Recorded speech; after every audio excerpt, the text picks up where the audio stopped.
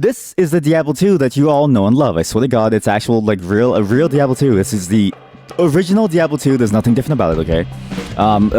There's definitely nothing weird about this. Oh God, it's so loud. Sorry, Jesus Louises. Now, again, we're going down the trip down memory lane here, okay? This is a memory that I hold very, very dearly. This music, actually, which I really wish would stay, even if I minimize the game. Diablo 2 is a very classic title for me because I remember playing this game a lot as a kid. I had unfettered access to the internet. Okay, unfettered. Okay, my brother bought this game and he said, "Don't let anybody know that I let you play this game. It's not really made for kids like you." I was like 9, but holy shit, this game was amazing for me. And it's weird because I still play this game very, very often, right? Not just Diablo 2, Diablo 3, Diablo 4. I played Diablo 4 on stream even. But Diablo 2 always has something like interesting that I always come back to. And this is, swear to God, this is just normal, plain Diablo 2. Nothing weird about it, nothing crazy. And, when you play Diablo 4, you realize the issues with Diablo 4 when you go back to games like Diablo 2, right? You really understand that they missed the mark in a very important way in Diablo 4. And that's in the variability in what you can build and what you're able to do, right? Just as a base game alone, every build in Diablo 2 is viable in some way, right? And obviously every build is viable if you can try hard enough, right? But specifically, every build has ways to get just as strong at the very peak level as well. Build theory crafting goes a very, very long way, and there's still enough complexity to where you can sort of learn and tweak your build to make it very, very good for killing bosses or mobbing or something, right? But it's not so complex that it becomes basically an incomprehensible wall of numbers that feel complex, but in truth are so basic because there's no real mechanics to it, right? In general, having lots of numbers isn't necessarily bad, because numbers, it's just knowing, it's just a knowledge thing, right? It's like if you know, then you know, but if you don't know, then you don't know. In Diablo 2, though, you didn't really need to know much. You just knew that certain things felt better than other things, and you could progressively get stronger over time, right? Because the game also did something very interesting with itemization. Your power isn't necessarily tied to the items in a very natural way that you would think of in terms of other certain games' power scaling. Stats don't really matter in terms of your strength, dexterity, and stuff like that. For the most part, there's some variation of it. For the most part, certain stats on your items matter in terms of damage and stuff, and skills basically scale linearly based on the number of skill points. So everything scales in a very sort of easily understandable way. Very little things affect it, but at the same time, there's a lot of complexity with how different things interact that make it so that you can flesh out your build. It's really hard to explain how the build system works comparatively, but I think it's a much better system overall compared to what Diablo 4 has. Now, as a kid, I used to love playing the Necromancer, okay? I love playing a summoning Necromancer because I always thought that was, the coolest thing, right? You have, a million skeletons, And I figured today we should probably go with the same thing because, man, this latest patch, they've done something crazy to this game. They've really buffed the summoning on the Necromancer. I don't know what they did, but something's crazy about it. But at the same time, we also try these other classes, too. You got the Assassin, your old classic, kick and shove and throw traps around. You got your Amazon, they throw spears, they have bows, they got all kinds of cool javelin skills and bows and stuff. You've got the sorceress, right? All kinds of magical skills. There's a really cool sorceress build called the Enchantress where you can just go melee as well. It's fun. Druid, right? You got all kinds of things. You got magical skills. You can shapeshift. You know what? Yeah, maybe we'll go shapeshifting today, just to really spice things up, right? Can I get a hour? Name isn't taken. No shit. Nobody took the name hour. No fucking shit. Don't mind all that weird text on the left. That's totally, it's not very important.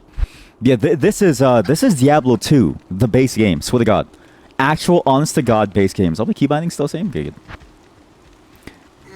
And it's fascinating to sort of see how the game has evolved over the years. Yes, totally real base game of Diablo 2. Now, this totally real base game of Diablo 2 recently got a really good patch, actually. So if you don't know, they have been working on content for this version. Oh God, it's so loud. Sorry.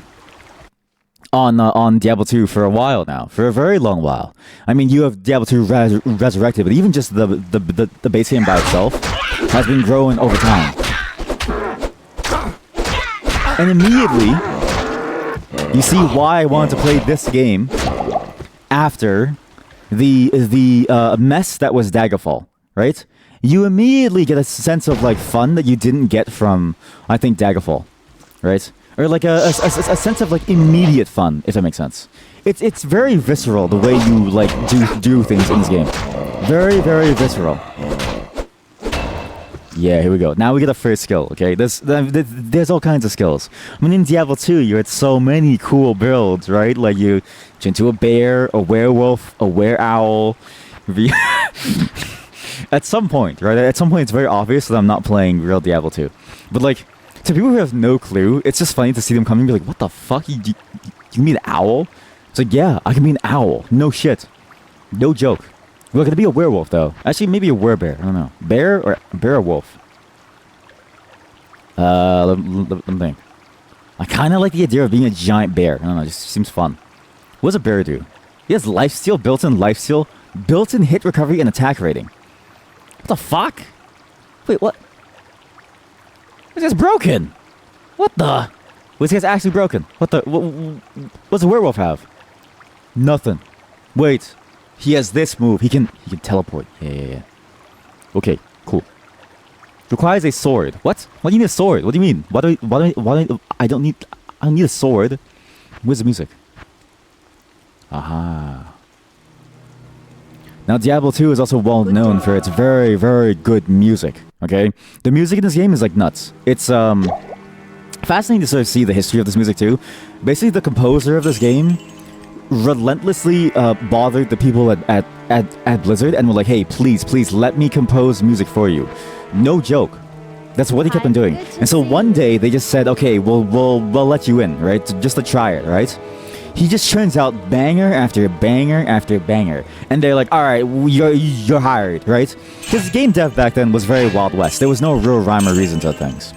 Things just gonna happen, right? Can I get an hour? Hello? Can I run? I'm slow as shit. Oh, there we go. Okay, I had the wrong button. That's why. Yeah, here we go. Yeah, here we go. I swear to God, I'm not hacking either. Like they had this new patch where you get to just see the entire map. Yes, it's all base. I swear it's all base, all of it. Yeah, slap these things. And again, this is like your very typical sort of like ARPG gameplay, right? There's not really much to it. You have your classic point and click gameplay. But the key, again, is that it's in the item drops, okay? Diablo 2 has so many uniques, it's insane. The Diablo 2 item philosophy is not a stat that scales forever. It's more so items that have a unique identity and like, you know, way to be used within the confines of how the game does like builds. Sorry, I had to lower the volume somewhere. And that's the interesting part about the game, I think. The more interesting part compared to say like you know, whatever the heck is going on with Diablo 4, which I apparently it's still awful. So you know, we're not missing much. Mana pulse. What made it that there was gives mana and restores stamina? Yo.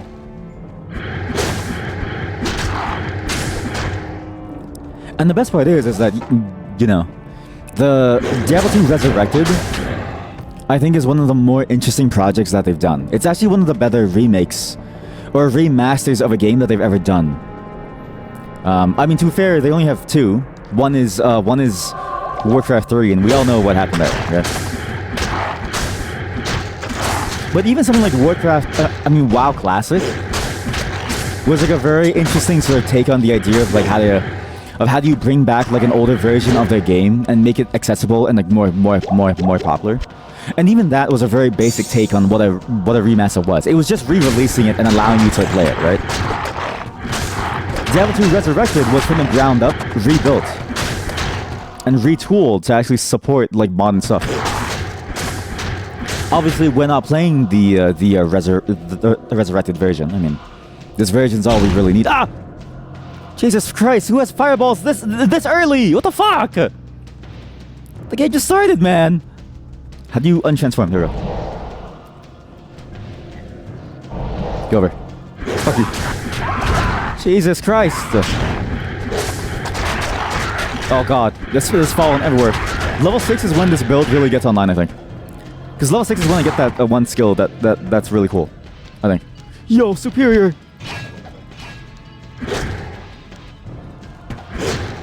And it's fascinating to like see, right? To see the reaction to Diablo 4 and stuff compared to what they had before. It's fascinating to see, like, you know, Blizzard as a whole kind of like be the way that they are today. They feel very lost in a way. And that's not to say that they won't be, that they'll still be lost, right? God, it's, okay, maybe sound effects could go lower. Because the music is really good. Like, really, really good.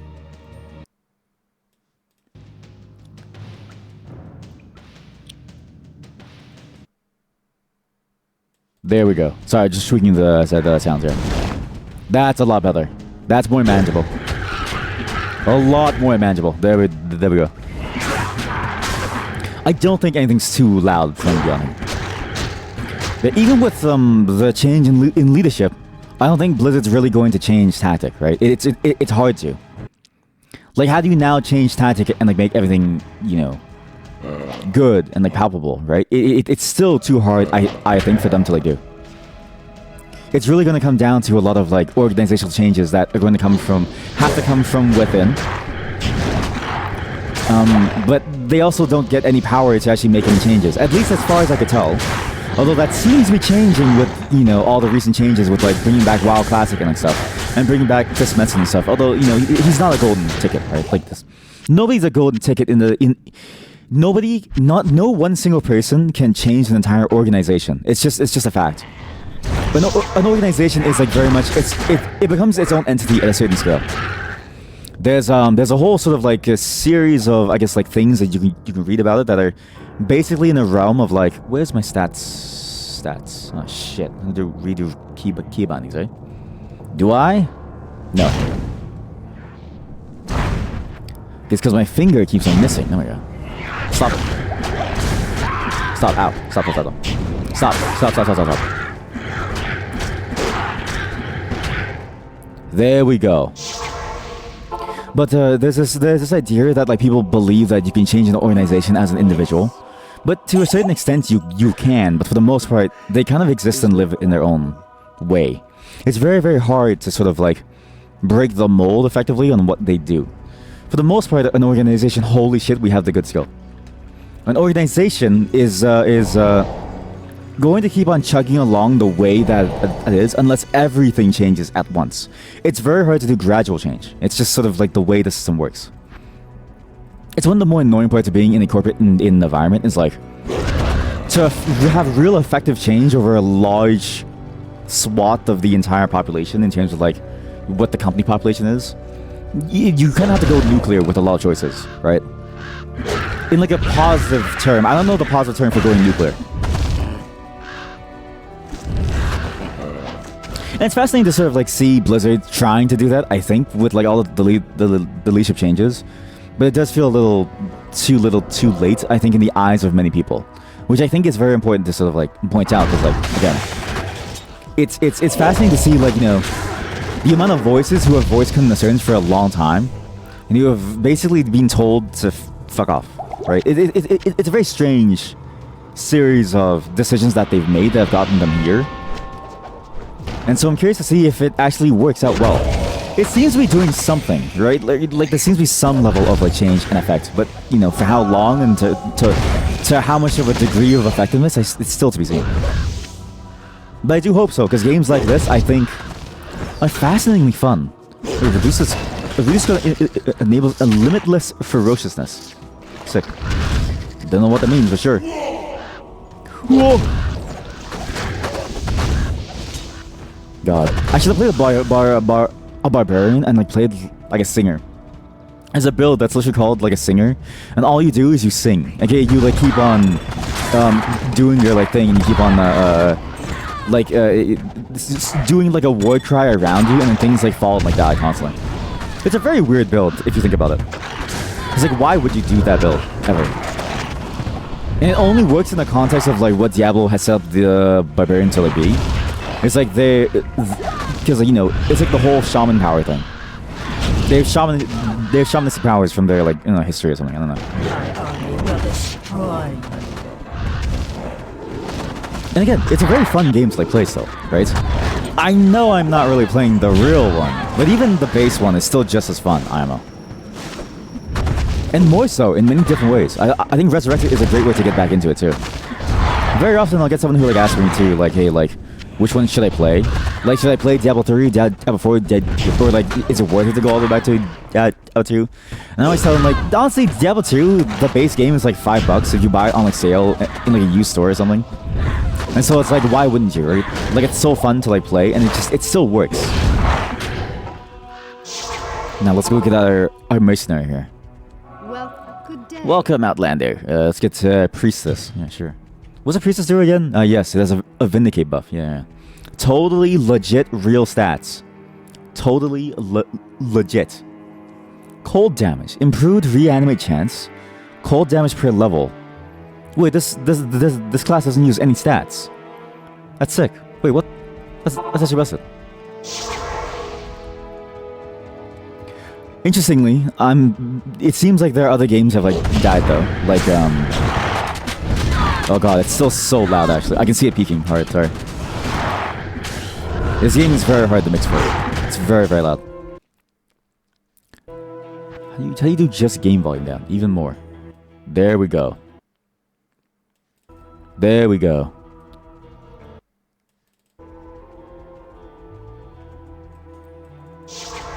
There we go. That's a lot better. Let me go all the way up. There we go. There we go.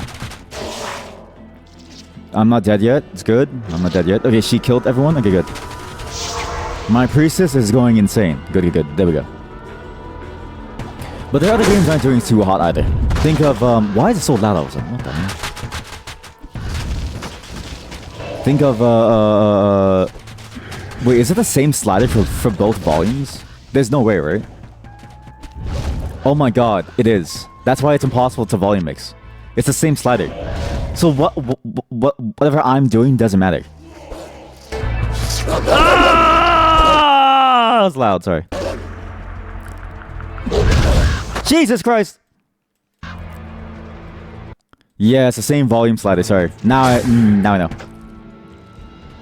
Because Overwatch 2 is basically dead, as far as I can tell. Seems like Overwatch 2 has been basically relegated to, not really maintenance status, but you can definitely tell that they don't really put too much effort into it anymore. It's sad, because games like this, you know, there's a lot of people say it more eloquently than I do, but the idea that games nowadays can just die and you can never play them again is weird, right? Older games you can basically play all the time, and it's basically always possible to. Oh my god, these things are monsters. What the hell? Jesus Christ. Leave me alone.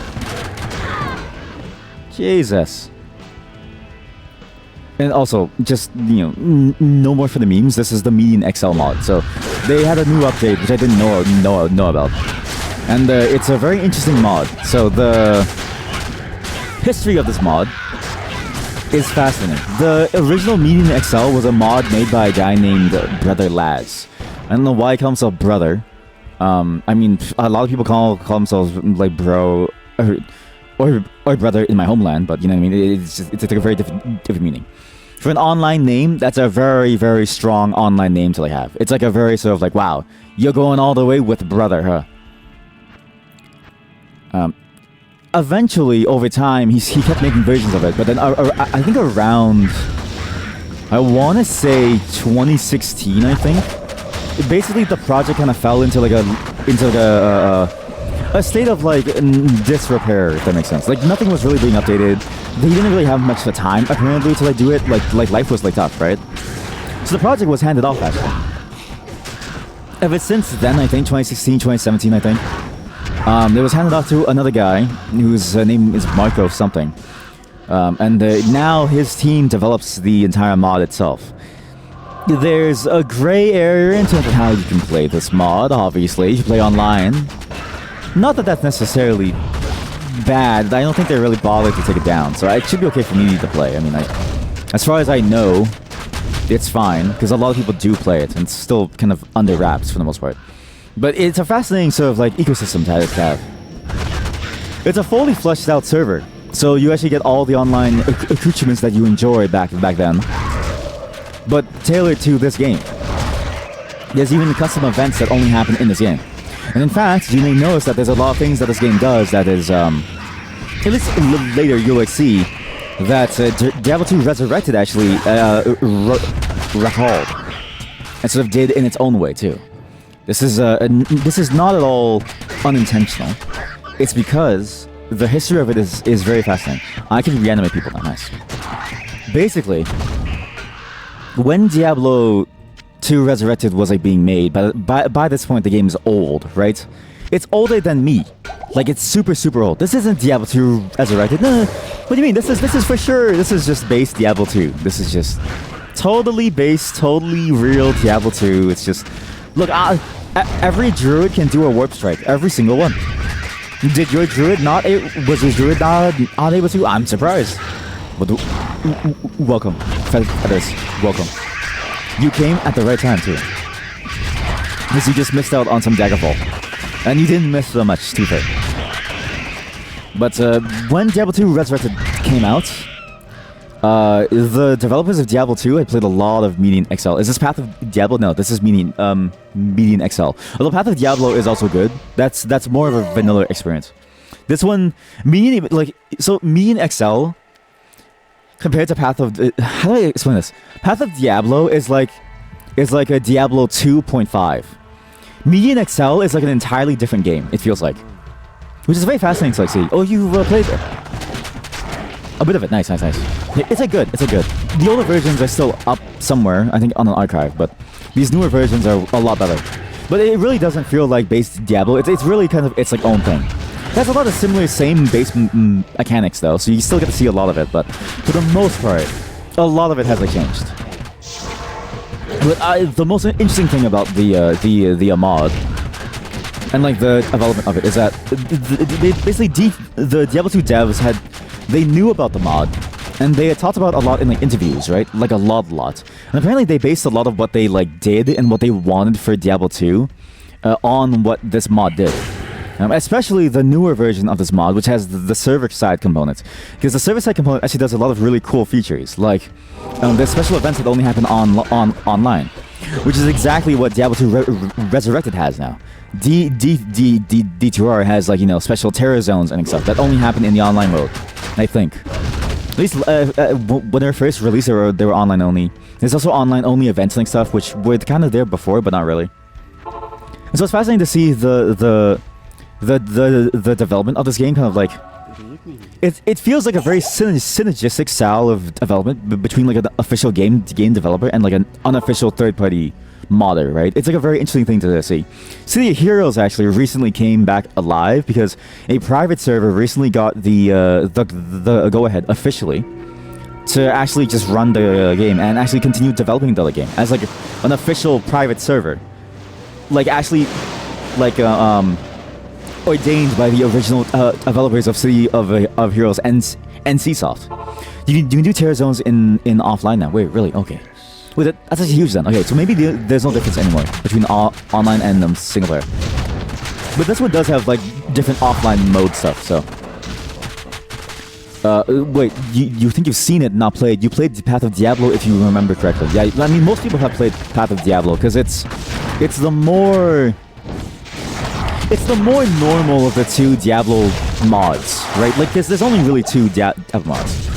Fun fact: one of my closest friends from childhood, his brother developed. I can't say which mod, but it was a very popular mod for Diablo 2. It was surprising to me because we had always talked, right? And I was like, wait, like, how do you know so much about like Diablo 2 modding? Because I had tried to dabble in it a bit, and he always helped me, and he always knew what to do. He was like, oh yeah, my bro made like this like mod, not like this mod, but he made like a certain Diablo 2 mod.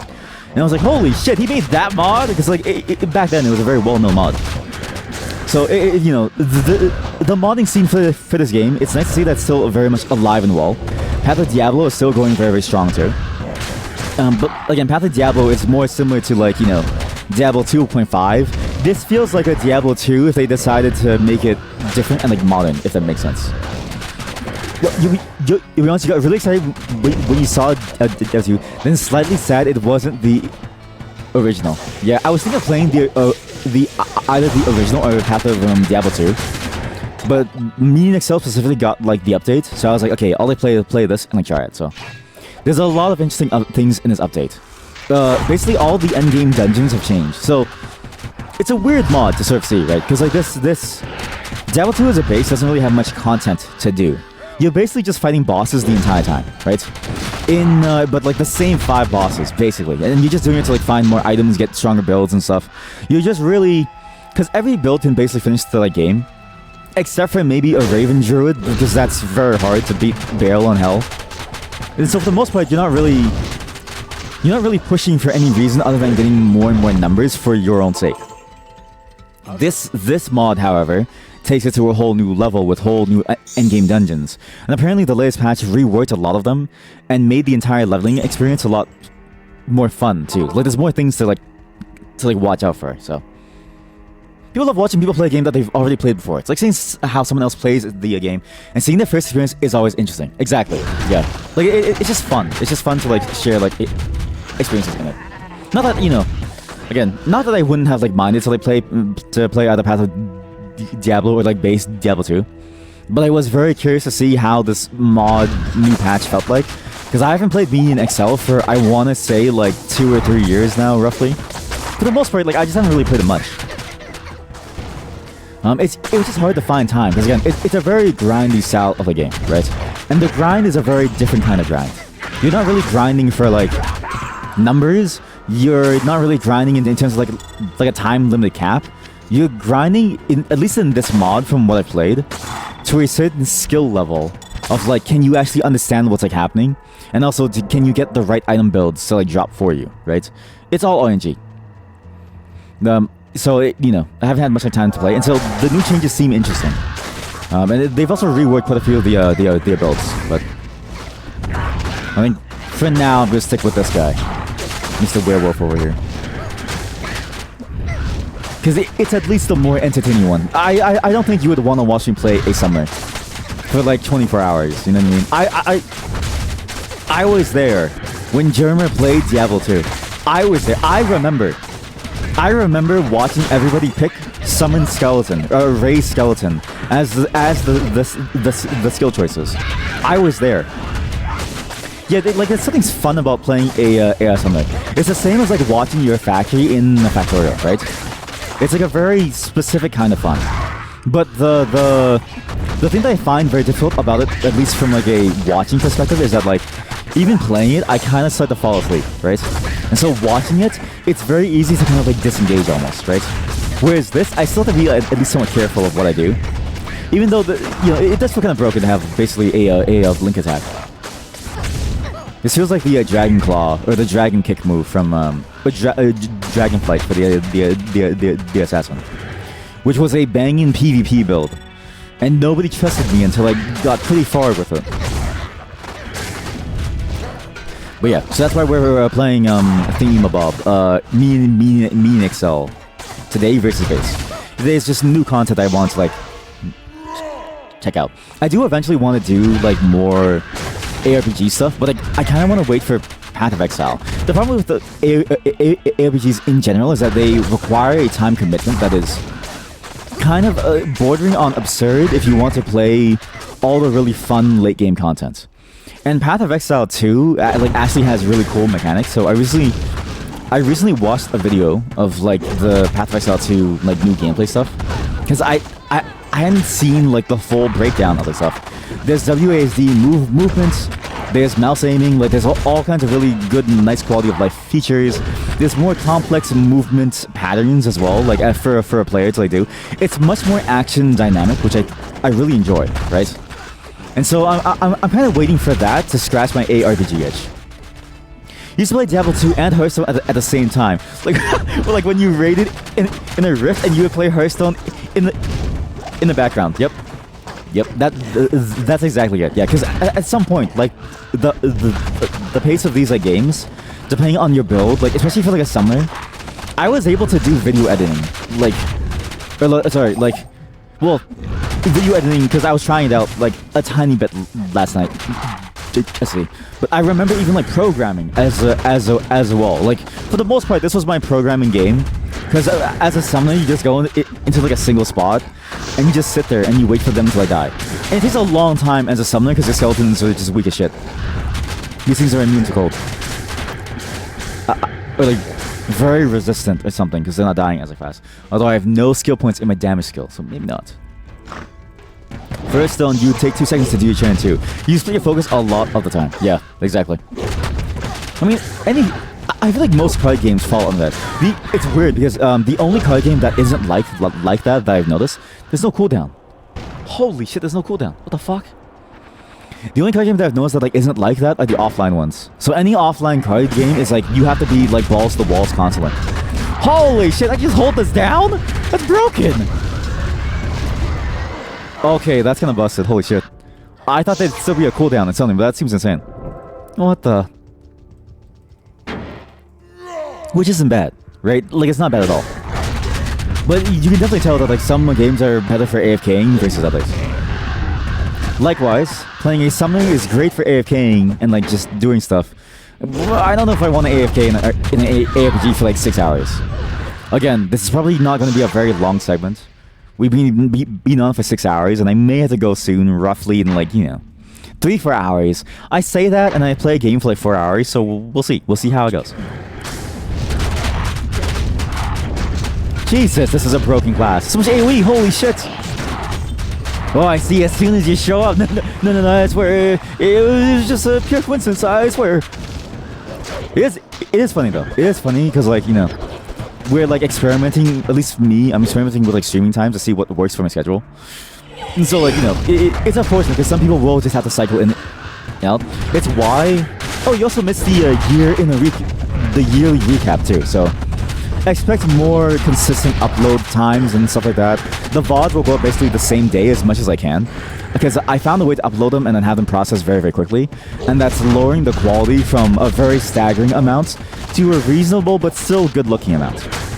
So it's still very, very good, but it also means that you actually get to see it the same day. You don't feel left out that you missed something live. So also that this is my last stream ever. Yearly recap. Do you upload on YouTube or just a VOD? I do both. Like I leave the Twitch VODs on, but I also upload them. I re-upload them to YouTube. There's a link in my profile actually, if you want to check it out. Basically, everything that I do here is always re-uploaded there, and I haven't gotten to responding to a bunch of the comments, but I do respond to the comments there basically all the time. It's fun to talk actually. Maybe a bit too much. You must not have notifications turned on or something. Honestly, it's fine. It's also probably just because, like, I've noticed that YouTube in general... So, YouTube in general won't notify you if you just haven't... Or, like, the system is weird. The system tries to predict who you want to watch, basically. And the prediction is, like, it's all algorithmic, and, like, by default, they would rather have notifications turned off. And it's a more manual process to have them on by default. I think by default, I don't think you get it for very long or not at all. And you have to do it separately, which is weird. At least for me, like I basically have no notifications turned on for anyone that I ever watch. So I only ever see that like red dot if I happen to see their name in my subscriber list. So yeah, or like that, yeah. Or like watches one like video, recommends 10 of the same thing. Yeah, exactly, yeah. It's a very algorithmically driven platform, so it's understandable that like, people won't find it, but it is there. It's also pared down, actually.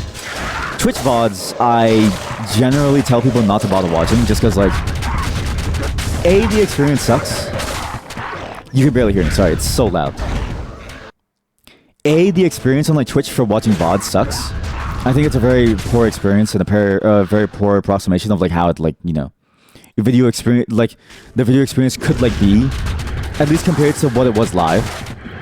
Yeah, ads per loading time as well can be muted. Yep, it's just bad. So you also have to deal with the entire stream, right? There's a way for me to add chapters, but it's not intuitive. It's also not very easy to do from my end, which really sucks. You can't upload arbitrary videos either, and so it's like very hard to like for me to cut it down in like post or like split it out into like separate named videos. If I play multiple games, you just see the first title that I put for that stream, basically always. Even if I change title of the stream, right? So on YouTube, you get the entire experience of cut down and pare it down. So no breaks. If I go on a break, you just won't see it. If something happens, I have to fix things like today with the kerfuffle involving the Daggerfall version, then you won't see that as well. You just get to miss all of that, so it's good. So in general, I tell people you should probably watch the VOD on like YouTube. It's been hard because it always uploads late. It's also nice too because you can actually leave comments.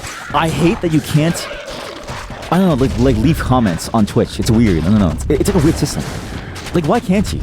Like why can't you guys interact with me on like a VOD even, right? It seems odd to me because like not everybody has the time has the time to watch, right? Sometimes you may just want to catch up and see what's like going on, right? And you kind of want to be in the moment too, right? And what's necessarily wrong about that, right? To have like an offline chat almost. It feels weird to have it not be there, but it also makes sense because it's like they're not really in the business of having videos. They're in the business of like streaming videos to you, but all the other accoutrements and like accessories to that, it's not their domain of concern. Though it does suck. Because it's like the easiest platform to get the first viewing on, because VODs by default will just be there because it's what they had to record anyways, right? It's a very simple system for them to set up, and it ends up being like good. But yeah, on YouTube you get all the unfiltered stuff, so the copyrights will be weird here and there depending. I usually don't cut it if it's a copyright thing, just because like I don't, for the most part it hasn't really affected anything, especially because I'm not monetized, so it doesn't really matter. If it does affect things in the future, I probably would. But for the most part, I stay away from copyright anyways. But if it is there, then, it'll show up at least. It won't be, like, muted or, like, it won't disappear for the most part, most of the time. Sometimes it had to be. Oh, here we go. It's Lyric, the Skeleton King, and his Coven mistresses. Jesus Christ, that's a bunch of them. Wait, I need more skills. Oh my god, Twisted Claw, yes. Yeah, here we go. I think this is a single target skill. Yes, it's the strong single target skill. Good. Here we go. So yeah, if you ever do want to watch the VODs, keep an eye out. They'll be on YouTube for everything. There's gonna be 2 different channels that they basically go to, just because I'd like to segment them by what your interest is. For the most part, it's like, because I don't want people who are just interested in like games to like watch me do a yearly review, if that makes sense. So I always think of having it on one channel, but then I realize like some people just really just want to see the games, which is weird. At least I've gotten that feedback from some people who like watch of like, yeah, all we want to see is you play games. It's like, oh yeah, cool, that's interesting. So there's there's like the 2 channels basically where they will be uploaded. One for the one for the games, one for the non-gamey stuff like the yearly reviews or weird stream ideas and like stuff like that. And also more edited content that I do offline that it doesn't really fit in like either channel. Cause programming videos, where do you put those, right? Like it's not a game. Programming isn't a game, it's real life, guys. Holy shit, a goblin! A baron, kill him! Take his gold! Why does he moan? What? He moans! Why is he moan? He's moaning. Why is he moan? Oh, I should have downloaded Bonzi Buddy. God damn it. I should have had a Bonzi Buddy GIF playing in like the bottom corner or like something. Because then it would really fit the Windows XP aesthetic. Because I forget that I'm playing it in a Windows XP window. But like, it's not really the real Windows XP. Because we're going back to the past. Ah, man. But yeah, that's just all, like, basically what you missed, and like that's basically the like just for it. And that streaming stuff will be more consistent and like stuff this year. So, enjoy, and thank you for showing up as always. That's basically what I said. Ah, what the fuck was that? It was basically just me saying thank you for like 2 hours. So you probably didn't miss much. Yeah. Unless you like having your ego stroked, in which case, oh, you missed a lot. Jesus! That lightning strike does so much damage. What's that? It killed my like mercenary instantly.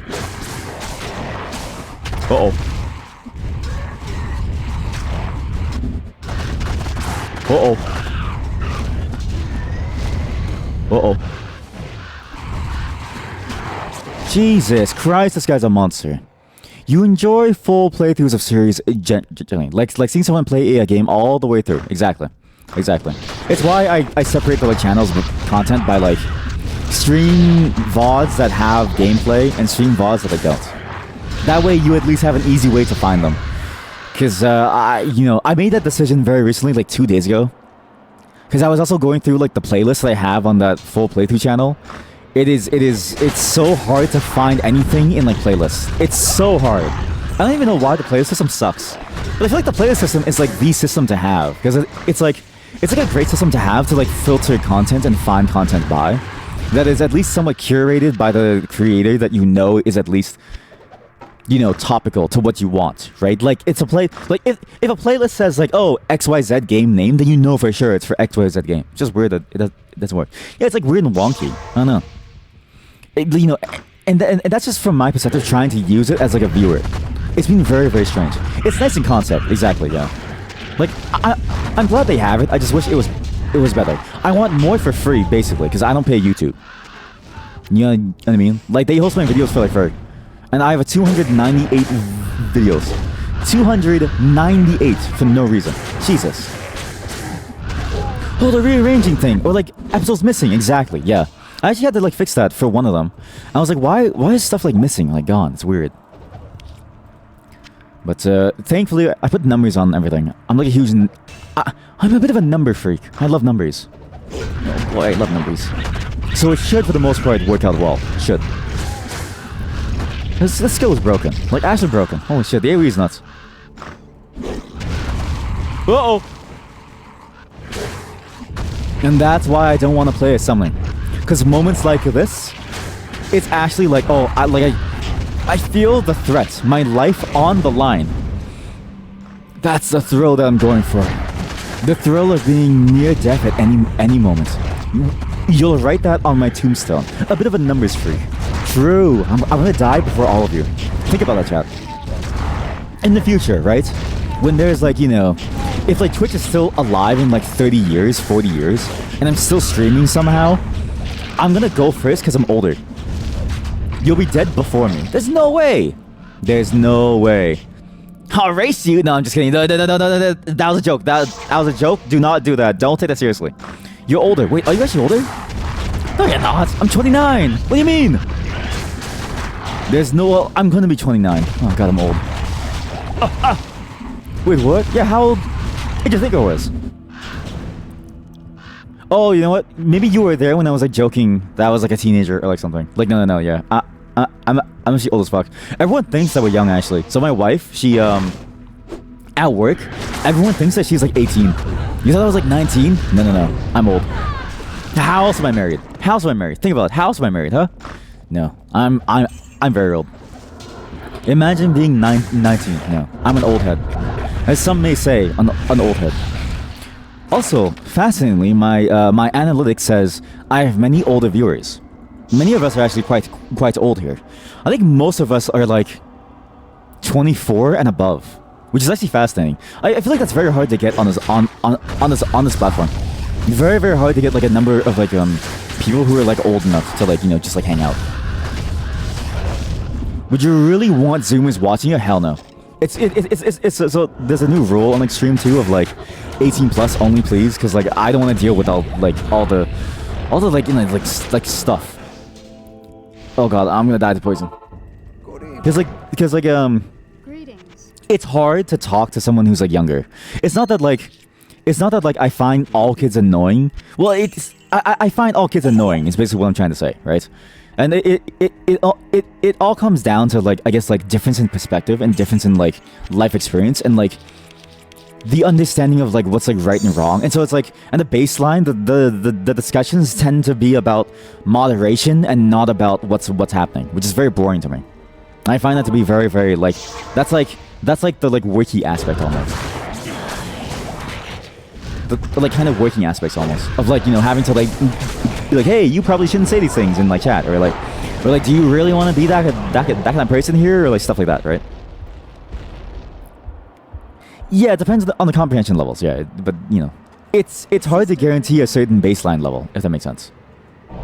And you know, age still doesn't mean that you're gonna be, you know, like a decent person, right? There's a lot of really old racist people out there, right? Like it doesn't really make it better. Or like there's a lot of really old, you know, shitty people out there. But for the most part, what I found is that it's at least a good enough barrier to where it's like most issues are resolved. Most. So it's unfortunate because there were some people who were, you know, really enjoyed the content but weren't over 18. It's like I had to tell them like, sorry, you can enjoy it from far away, but you just can't interact inside chat. See ya. Finally, Jesus Christ. And I have a unique sword. Oh! This is so much better than my sword too. Holy shit. Look, shower of rocks, massive elemental damage. I have no strength. You don't need to qualify that. Yeah, that's fair. Yeah, that's fair. Your reign is over. But yeah, that's basically why the rules are. Here we go. Yeah. Get me out of here. Maybe, well, okay, let's just watch the cutscenes. I haven't seen these cutscenes in like years. I literally haven't seen them in like years.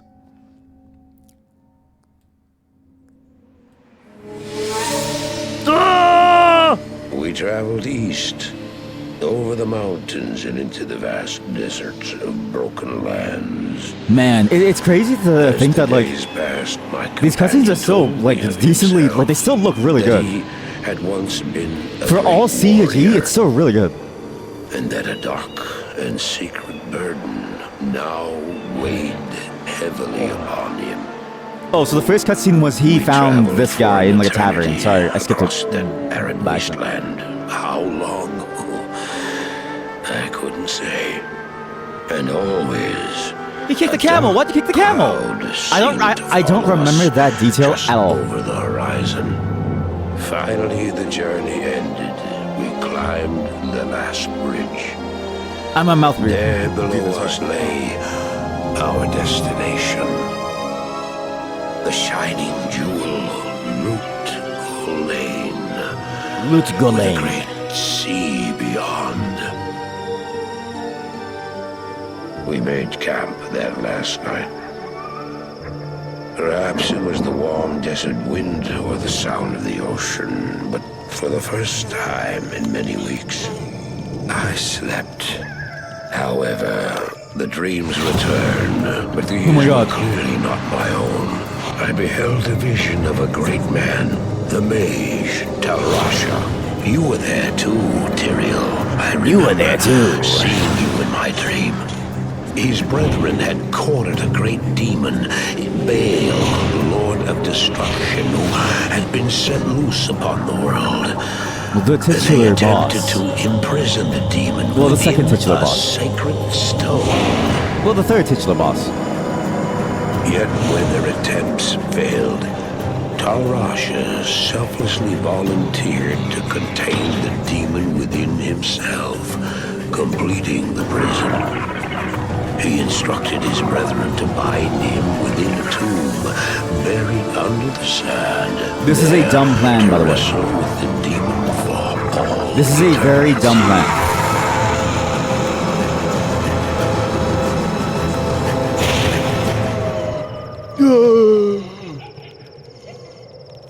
I shit my pants. I seek Marius. This is my brother. Sleep now. We set out with the dawn.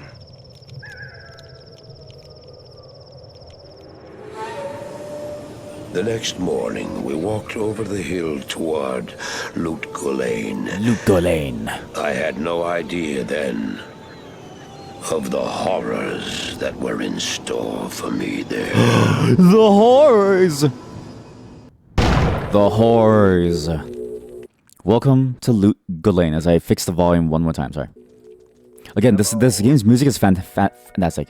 I wish the sound effects weren't as loud though, because the music is so good here. Just like listen, you're in like a desert, just chilling. You're just chilling. It's so good. Say what you want about Blizzard, the cinematics are always well done. Yep. Yeah, okay, fun fact about the cinematic team.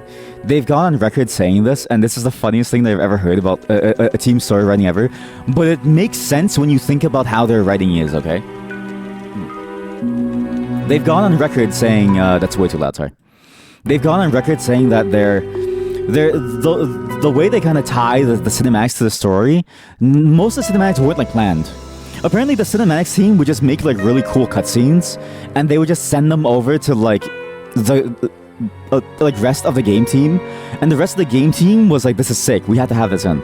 So literally, Blizzard was run like just like pure chaos. They just let people just do whatever they like want, which probably contributed to a lot of their issues, mind you.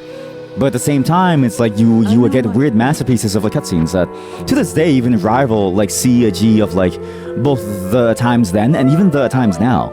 It's actually surprisingly still high quality for what it was. To the point where even the resurrected ones, they don't really feel very much different in terms of like quality, right? It's very, very interesting to sort of see like the amount of work that has gone into all of it. So, it's funny to think about that, like that's the way that they did things, because you see it in like the DNA of everything that they make. Warcraft 3 is very similar. Most of the Warcraft 3 cutscenes feel like they were just like they feel like they fit right into the story, because the story feels like it was written to match the cutscenes and not the other way around, right? It's like a very different way of doing things. I can get another shapeshifter. Yo, you can be a bear, I can be a dog. Holy shit. Yo, he can be a bear, I can be a dog. Holy shit. And you know, it's fascinating to think about, because they're you still see that talent today. The Overwatch cutscenes are amazing. I'm not talking about the SFM stuff on the hub.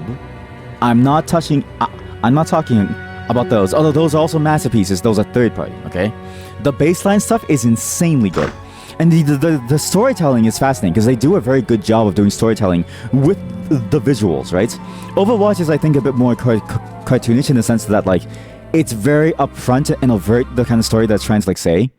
Not in the sense of like, you know, the meaning of it, but like more in the sense of like it's very guided, right? Like they point out every little detail. In Warcraft 3 and Diablo 2, you kind of had that, but some details were kind of just like left as like a show not tell kind of thing, right? If that makes sense. Like seeing Loot Golain in the horizon, seeing how massive it is compared to the town inside the like, game, which looks like a small little like hovel, and like just having that sort of like appear was like fascinating, right? It is weird that the cutscenes show a completely different lane, but again, that's what happens when your cutscene team runs on an entirely different time span from you. Can I pet the dog? Yeah, Act 2 is also my favorite. It's fun. Oh my god, that's so loud! Jesus Christ! No, we're going back down to 20. Sorry. Look, Jesus, why is your move that loud?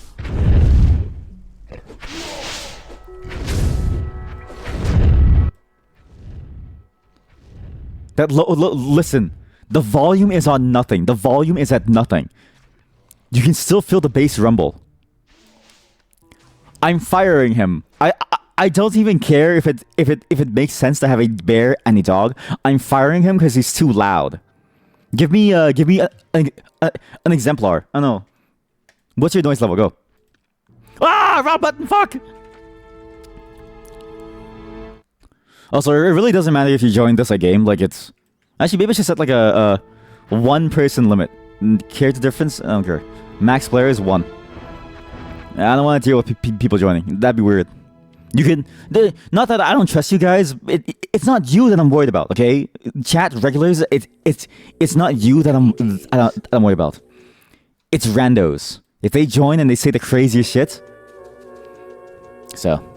The concept of a show not tell is a pretty common concept. You think a concept everyone probably thinks is a good practice. Exactly. Yeah. Well, it depends on your target audience. I think for very, very young kids, I don't think it's doable. I think for them, you have to be much more overt about what's like going on, right? For very, very young kids with like very new concepts that they're in, that they're sort of seeing. But like, not even kids, just like anybody who's like seeing something for the first time, right? It's like, it's only for the like the very complex things, because like it's nuance is like very difficult to understand if you don't understand anything at all, right? But once you get to like, I don't know, maybe like the age of like 5 or 6, then you basically understand nuance. It's easy to understand nuance by that point because you know enough at least to start to sort of form your own weird, stupid opinions about things. Like, I like chocolate, or I hate vanilla, or I love broccoli, right? Like shit like that. I don't know. But for the most part, yeah, show don't tell is like a very good sign of doing things. But even then, sometimes you just have to like tell. I've noticed it really depends on the complexity of the topic too. For instance, you really don't want someone to like put their thesis of like, you know, of like a factual thing out as like a show not tell kind of deal. And also just some things are very hard to just show and not tell. It's very, very hard to. You know, especially the things that are very invisible, if that makes sense. Because there's a level of like, you know, getting to the point of like dramatization to where it's almost disingenuous to what happens almost, right? I think about like, say, like, you know, showing like what are the effects of like certain, you know, like things happening to you, right? Like how do you really show PTSD in like a way that isn't very sort of like, you know, overly exaggerated, right? Like what about the effects of PTSD on like a day-to-day basis, right? Like it's really hard to show that, and so sometimes it's easier to like tell in like a certain way, if that makes sense. I think the main intent of movies and stories is what you meant. As for anything else, sure, for young children, having explanations are of course important for certain things. I mean, I'm even talking about like, you know, movies and shows for even like smaller kids, right? So I even think for like that is like I even think like that is very hard to like show, because like, you know, not that you should let your kid like watch anything, but there's even like some kids shows, hopefully not Caillou and stuff. I don't know, even like Arthur, for instance, right? If you watch Arthur, they do a lot with the visuals, but for the most part, they do a lot of telling of what's like happening, because it's very hard to convey to like kids like what's like happening, or like how this makes someone feel. They have very overt sort of like sentences of like, oh, like this made the person feel bad, or that wasn't cool, right? They do show the sad face because they want to draw that connection first, right? It's important to show that connection because then you build a person's sense of nuance, right? But they also need to explain it because they don't understand at all in the first place. Like, it's their first time seeing it, if that makes sense. Yeah, like Elmo and Sesame Street, the information stuff is like good, yeah. But it's still like a matter of show and tell. Like, you still have to show it to be able to like tell it, otherwise you wouldn't know, right? I should have just been a summoner.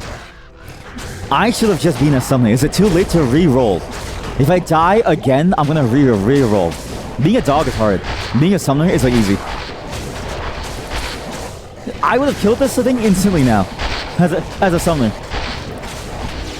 Aw, shit, chat. We may have to re-roll. I don't know if I can do this build for long. This is kind of bad. Iron Man 1 to 3 PTSD, I do agree. It actually did like show at least an interesting side of like what that could have been, but even then it was still very wrapped up in like a very basic Marvel movie structure, so it was pretty lame too. In that sense of like, it wasn't a very like it was there to drive the plot forward. It wasn't really there to like, you know, to be shown, if anything. It makes sense, I don't know. But in terms of more of a story, if you're conveying a story, you just show the story, and there could be a way of doing it poorly. Yeah, for sure. Like, I'm not saying that it's always good, right? Like, but like, I think doing it good is like a separate discussion from necessarily doing it at all, and whether one should. I think that sort of like separation of concerns and just sort of idea, you know, I'm trying to explain. It's so hard to like do. I should have picked a summoner. You know what? If I was a summoner, we'd have more discussions, because now I'm fighting for my life. Basically, yeah, I agree. I agree on everything. I just also think that there are cases when you can, or where you have to like tell too. Some things for the first time ever are kind of hard to like explain. Although nowadays it's very hard to get to that point, but at least in the context of like people who are just not exposed to certain things, it's very hard. Like every time you watch like a foreign film or like something, or at least for like me, if I see like a custom or a practice that I've never seen before, it's very hard for me to understand what's like going on, right? And so having someone literally explain to you, oh yes, when they do this thing, it means X, Y, Z thing. And the reason why they do it is for ABC reasons. It's like, oh, gotcha, okay, now it makes sense. Because sometimes you see something happen and you're just like, what is going on? Why, what? Not that it's like a bad thing, it's just like, I don't know. You know what I mean? Even that's like a good example. There's a lot of good stories also told from like a very sort of like, specific context and like mindset. And like context also includes like social structures and like culture as like well. So aside from the obvious, you would think show and show not tell is good. Yeah, exactly. Yeah, there are places for exposition. Yeah, exactly. It's just hard to think of like because like there are some places where exposition like. Because you are right that a lot of the time you get too much exposition. He literally has a dialogue called "The Summoner." I think it's time for us to switch to something. If this sword doesn't increase my powers substantially, I'm gonna speed run all the way to Diablo as a summoner. Because also the summoner class had changes too that I haven't seen yet, so that's cool. Holy shit! It is kind of good though. I do like dancing around. Jesus Christ, it's strong. My God. Like, look at this. It's broken.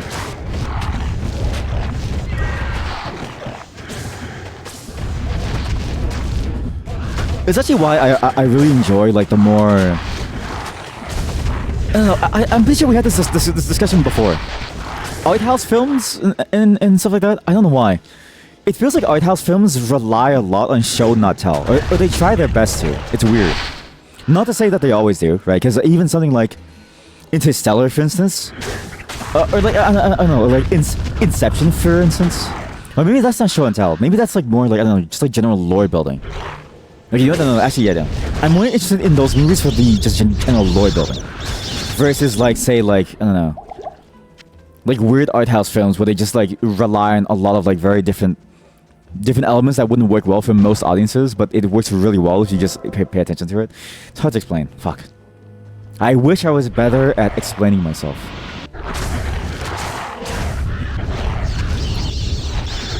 Oh god, there's too much shit over here! Oh god. Oh god, there's too much shit. I'm alive. Good. When do I get this? Are you level 50? What? Holy hell! I'm dead. I'm alive.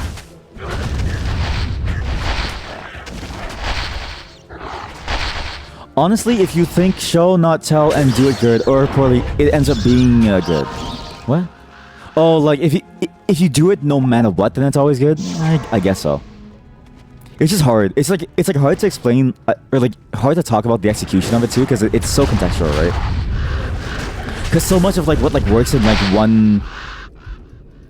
one set of like genres, but like the other genre it wouldn't work well, right? Like it's just hard to think about the like genre plus the audience in like such generic terms. It's why in general movies that are mainstream, this is gonna sound very pretentious, and I understand, but I really hate like stuff like Marvel movies for the most part. I find them so boring. I don't know, because there's like nothing to really think about. It's just a story that they're fun, right? Like Shrek is fun sometimes. But you know what I mean? Like, I'd rather watch Shrek, if that makes sense. Where something like Tenet, like you have to watch it like multiple times, and like that's a very show not tell kind of like movie. I feel like it's a very show not tell kind of movie. There's a lot of exposition at like times, but most of that exposition is like barely scratches the surface of like what's like going on. Really, it's still so much to like think about. But yeah, it just feels very contextual. Yeah, it lets you think it lets the audience think about it, which is good. I do agree. Yeah, having fun figuring things out is good. Although even then, that's very contextual too, right? Of like, do you always want to think about things constantly? Or do you sometimes just like want like romance schlock? Like, I'm in the mood to like think a lot, but sometimes I just want to watch 500 First Like Dates over and over and over, right? I have no mana. Requires a sword. Oh, because I have no sword. Which isn't bad, right? But like, you know, you really like it's still so dependent. Two, if you do it well, then you get to really experience the story from your own perspective. Yeah, it's also that. Yeah, I mean that's also a fair point. But I think even that is more complex too. Of like, because you can experience a story that's like very railroaded in your own way as well. Like meaning can be very subjective in many things. I think too, not necessarily in all things. But I've noticed that like you can draw meaning in like any which way for sure. Yeah, it's like a long varied conversation. Yeah, I mean that's the thing, right? It's longer layered discussions are so hard to talk about because it's so complex to get the ideas through without eventually writing like an entire essay. And at that point, you might as well go work as a movie reviewer because at that point, the moment that you finish, you have all the skills that you need to be the next Roger Ebert, right? Basically. Because it's hard. It's genuinely hard. Chat, I feel a strong urge to switch classes. I really don't know if I should because I feel like like, okay, the further I go, the harder it is to switch classes because it's going to take even longer. But I like these discussions that we're having, and I don't know if I can keep this up. Also, because I actually don't like this build very much.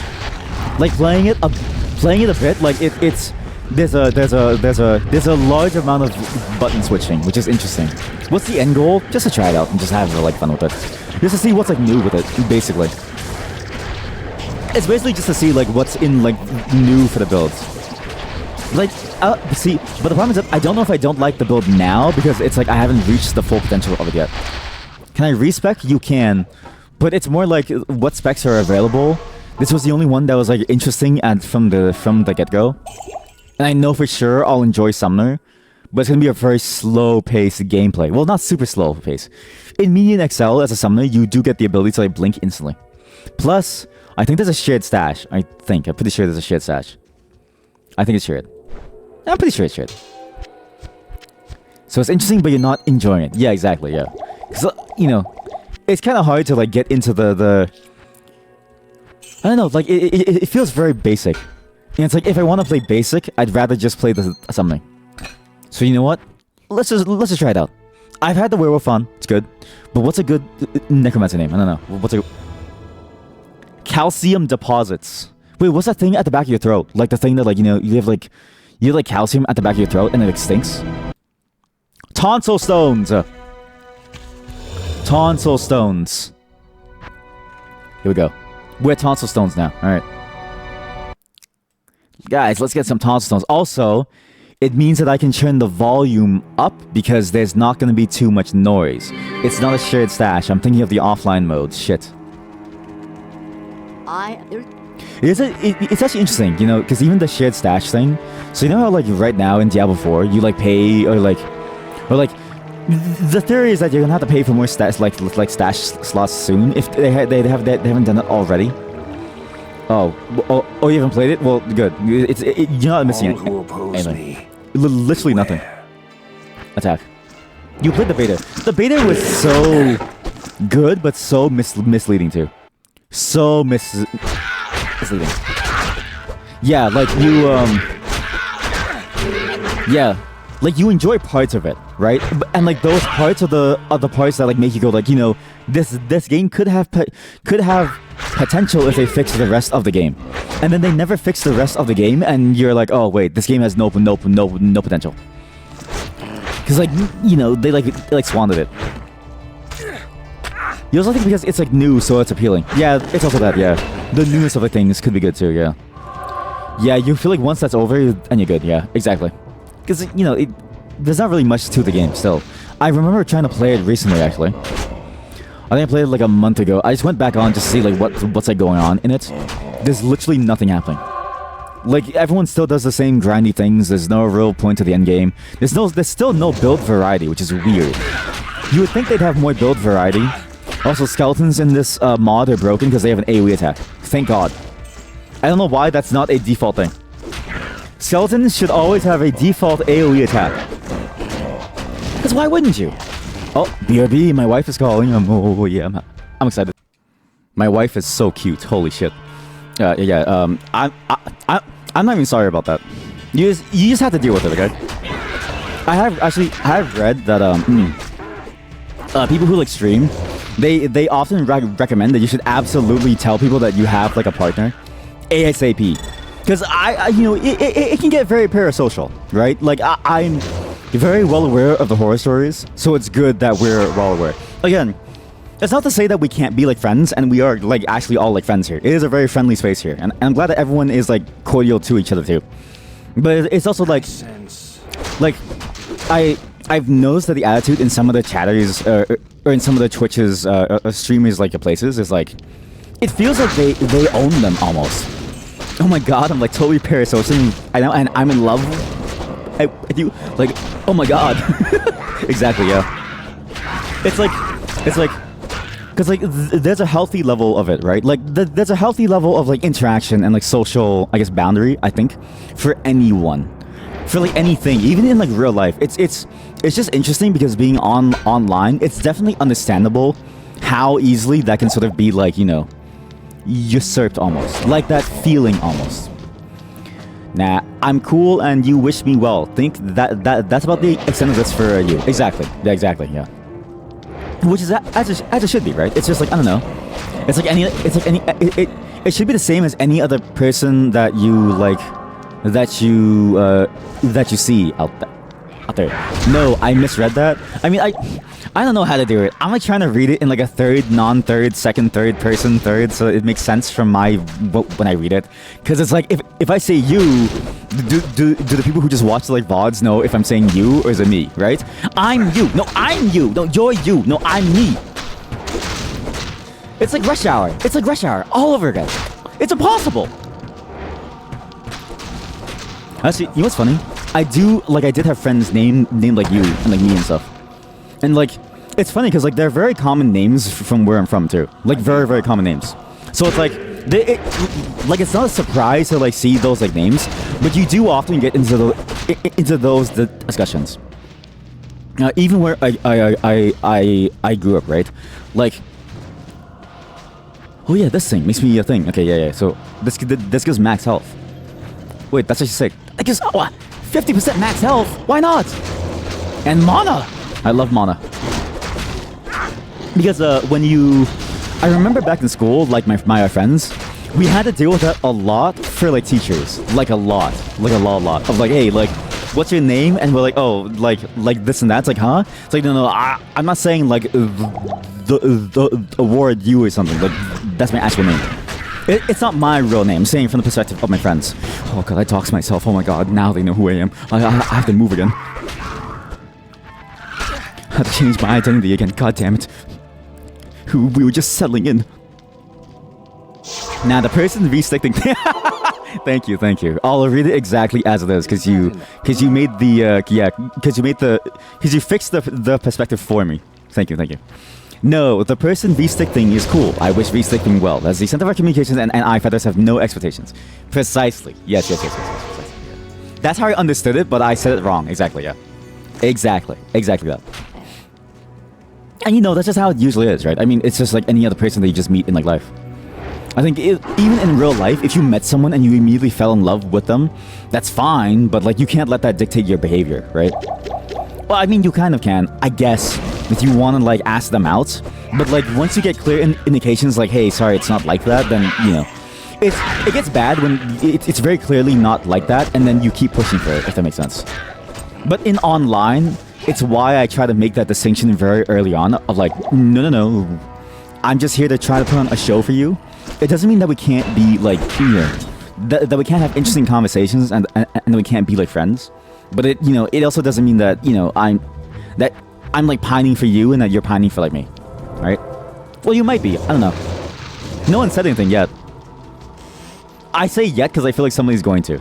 I'm not saying that any of you would. I'm saying that all of you could. So somebody's going to, and when they do, I'll say sorry. Okay, I enjoy this a lot more now. Again, I don't know what it is about a summoning class. It's fun to watch your dudes beat up other dudes. If I I tweeted this before in the sense of like if I was addicted to cocaine and into finance, right? But if I was really into like, you know, running my own gang, I would love it. I would love to run my own prison gang or like something. Oh god, I love it so much. Because it's so fun. You know, it's fun to watch people like fight. Like, yeah, go kill him. Yeah, woo! Oh my god. Maybe in a past life, I was a Roman emperor. That is weirdly specific. You like, I don't know, just like think about it, right? Because like a gang anywhere else, if you start a gang, you have to deal with like, I don't know, like, you know, problems or logistics and stuff. In prison, you just send them to fight constantly, right? Think of your favorite manhwa, right? Like I think of I don't know, like I'm reading a webtoon right now that involves high school gangs. I don't know why it's always high school. High school gangs fighting each other for control of all of Korea. South Korea. Not all of Korea. North Korea is, they don't talk about it ever inside of webtoons. I don't know why. Wait, has there ever been a webtoon about North Korea? Holy shit. Yo, okay, if anybody here is an artist, okay? And you want to make money, okay? Honest to God, you might want to make a webtoon about North Korea. It might actually like sell well to one customer. Kim Jong Un or Il, whoever runs the place now. I forget who. Oh god, I'm lagging. Uh-oh. Wait, am I lagging? It's not me lagging a stream. I think it's the server. It's weird. Huh. To be fair, it's not actually like a, you know, it's not the official Blizzard servers, so kind of hard to run the place. Oh my god, there's so many skeletons. You're pining for that tiny neck and lazy eyes. Totally gonna have stick babies at me. Can you imagine? See, that's also the fun thing about doing this like model. Not that I wouldn't mind having a high quality model, but I really don't know what to make the identity now, right? Like I'm having an identity crisis. It's basically what I'm trying to tell you all. I don't know what I want to look like anymore. All I know is that I've been this stick figure for too long, and so it's a bit too late for me. I don't know what I want to look like. Because some people have some really cool designs, right? Some people have like, having a high quality model, how could you? That was good. That was a solid pun. That's a +2 pun. That's a +2 pun. Yeah, it reminds me of that clip that I always show you guys about Greg's. Always. I love that clip. If I'm vegan, my wife's Pamela Anderson. It's like the most misogynistic thing ever, but it's just in the context of the video and like what it's trying to like make fun of, it's just so funny. In the context of the video. I'm not a misogynist. I'm gonna shut up now before it's too late. Yeah, I'll take a staff. The staff has minion life. I feel like minion life is worth it. I don't know, it just feels strong. Like, how much life? They have 1,000 health? I have 300 health. No wonder something is broken. These one skeleton is like 6 of me. 6, right? Is it 6, 12? Yeah, one skeleton is 6 of me, roughly. I have 4 skeletons. What's 4 times 6? That's a big number. My army will destroy you. It's too late. I'm getting canceled. Honestly, if I'm getting canceled for anything, let it be tomorrow. Again, I just want to emphasize here, for tomorrow's stream, I don't condone any of what we're going to see. Any of what we're going to witness. What's a good name? Why are you allowed to choose names? You know, I never understood why Diablo 2 mercenaries had like names. Because you get into like a name economy almost, right? I've seen some people, I remember playing, and I remember seeing people like re-roll because they had a specific name that they wanted. And I don't know why. But I have that too. For the Act 2 one, I forget which name, but every time I like see it. Oh no, for the Act 3 one, I'm always like, yo, that's my Iron Wolf. That's him. We'll go with Blaze. Or Blase. Is that Blase or Blaze? We'll go with the Ranger actually. We'll go with Rosine.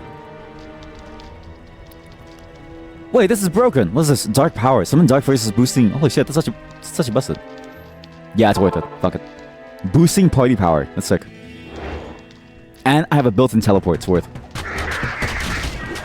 It is weird to play this game and you see like the economy of like, you know, every class tries to rush Enigma because they need the +1 to teleport on it, right? Because only sorceresses usually get teleport in the base game, but the Rune Ward gives you +1 to teleport, and that changes your entire farming pattern from walking around for like minutes to like instant, because the game doesn't even bother checking if you teleport too far. Yeah, and the boss basically instant teleports to exit, which is strange.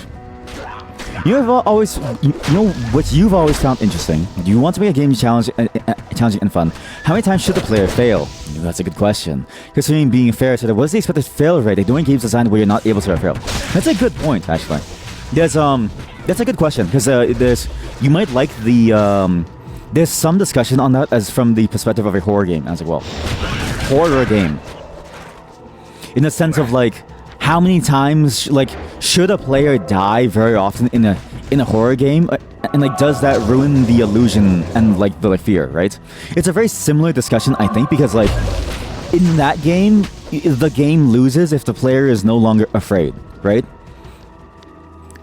Exactly, yeah. Like, does failing in a horror game ruin the like mood? And it's like very similar to like, you know, should a player fail at all? It does make you wonder, right? And I wonder if that question, because you know, now we know how games do it, certain different games. So like, how to say this? Dark Souls has like any Souls-like has that question. Every Souls-like asks that question, but they ask the question in a different way that then defines how they approach a problem. So they frame the question instead of as should the player fail, and more as, you know, is this a fun challenge to like go against and like learn, and does it feel fair to like learn this like fight almost in a sense? Like, is there a way for you to like grow? Because and like, is the fight fair, and does it feel cheesy or like not? And I think that's like a more interesting angle to go with. Yeah, exactly. Like Dark Souls, hey, let's make them die here. Exactly. Yeah, which is basically how it usually ends up. So the staff is nuts. I should drop these two actually. I don't need those anymore.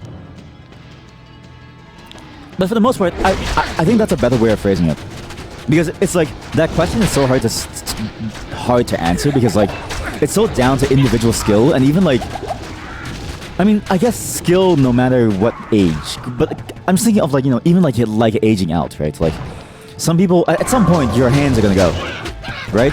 You only have hands for as long as you have the mobility, right?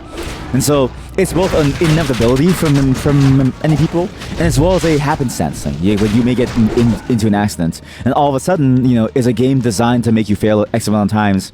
Is that fun, right? And like, you know, what's the difference between a game that's designed to make you fail a certain number of times or a certain amount of times versus a game that's like hard, right? If one is just like time gated or like, you know, number gated or whatever gated, then I think that's worse overall. I think. I don't know. But it is a hard question, because it's like, you know, everybody likes something different. Because idle games work entirely off of the idea of games being difficult. Oh my god, another one, but lower. Of like being difficult to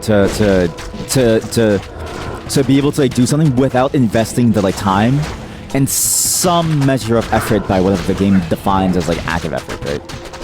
So it, you know, I think it changes a lot. A good way to look at a skill in a game design concept is looking at it as knowledge you previously learned plus / ability to learn new information. Exactly, yeah.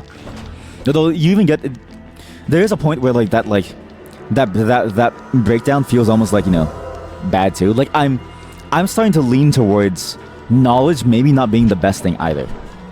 You need armor. Rosine, here, take this armor. Because I think, what, you can't use that? What do you mean? You're level 6? You're useless! I'm level 11! Catch up, come on! We're power farming, Rosine! Ah! But, I even find like games that are like, you know, very knowledge-based, kind of like binary in how they help you succeed, right? It's... Oh, and the ability to utilize it, you okay, yeah, that's right, yeah. Like, games that allow you to utilize knowledge well, that I agree with. If there's ways to utilize knowledge that like changes how your gameplay, how successful your playthrough is, and I think that's very because I was just about to say, because chess is a knowledge game, right? But chess is also not like it's execution, but it's also a lot of knowledge. Like your knowledge boundary is so high almost. I once read that Carl Magnuson, he really enjoys getting to the mid and the end game like ASAP, because he finds that when you just get to execute and you play to like your knowledge of the game, and you try to utilize it as well as you can, that's when it's most fun. Because he even says like openings in like chess are super boring. Exactly. That's exactly when the game starts. Yeah, exactly. Because honestly, the openings are like, yeah, you're just gonna play the same thing over and over. If you play, like the Frenchman's if you play the Frenchman's Comstock, then you have to play, the Electric Boogaloo too. And it's like, all right, cool. Like it's kind of like, it's very set, right? But that knowledge barrier is like the thing that I almost try to avoid in like games, and what I wish more games try to avoid. Because there's some games that are like that, and Souls-likes actually sort of border on that as well. But like, there's some mechanics that are so unclear that if you don't know it, your experience is like artificially more difficult. But the moment that you know it, all of a sudden it's no longer like an issue. I think of like how stat scaling in the Souls-like games work, right? It's not at all intuitive to how it works. So like, if you don't know it, you can have a much harder time compared to someone who like does know it and actually spreads their stats out very evenly, right? I don't spread my stats out ever. I love investing in one single stat because I love not thinking. I love it. I'm dying. Oh, fine. I'll be fine.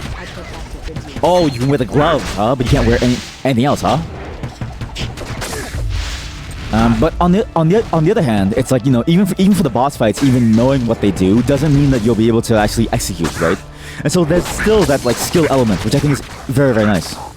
But it makes me sort of like, it does make you sort of wonder, like, is it ever possible to have a game where you can just know without having to go through the process of like learning?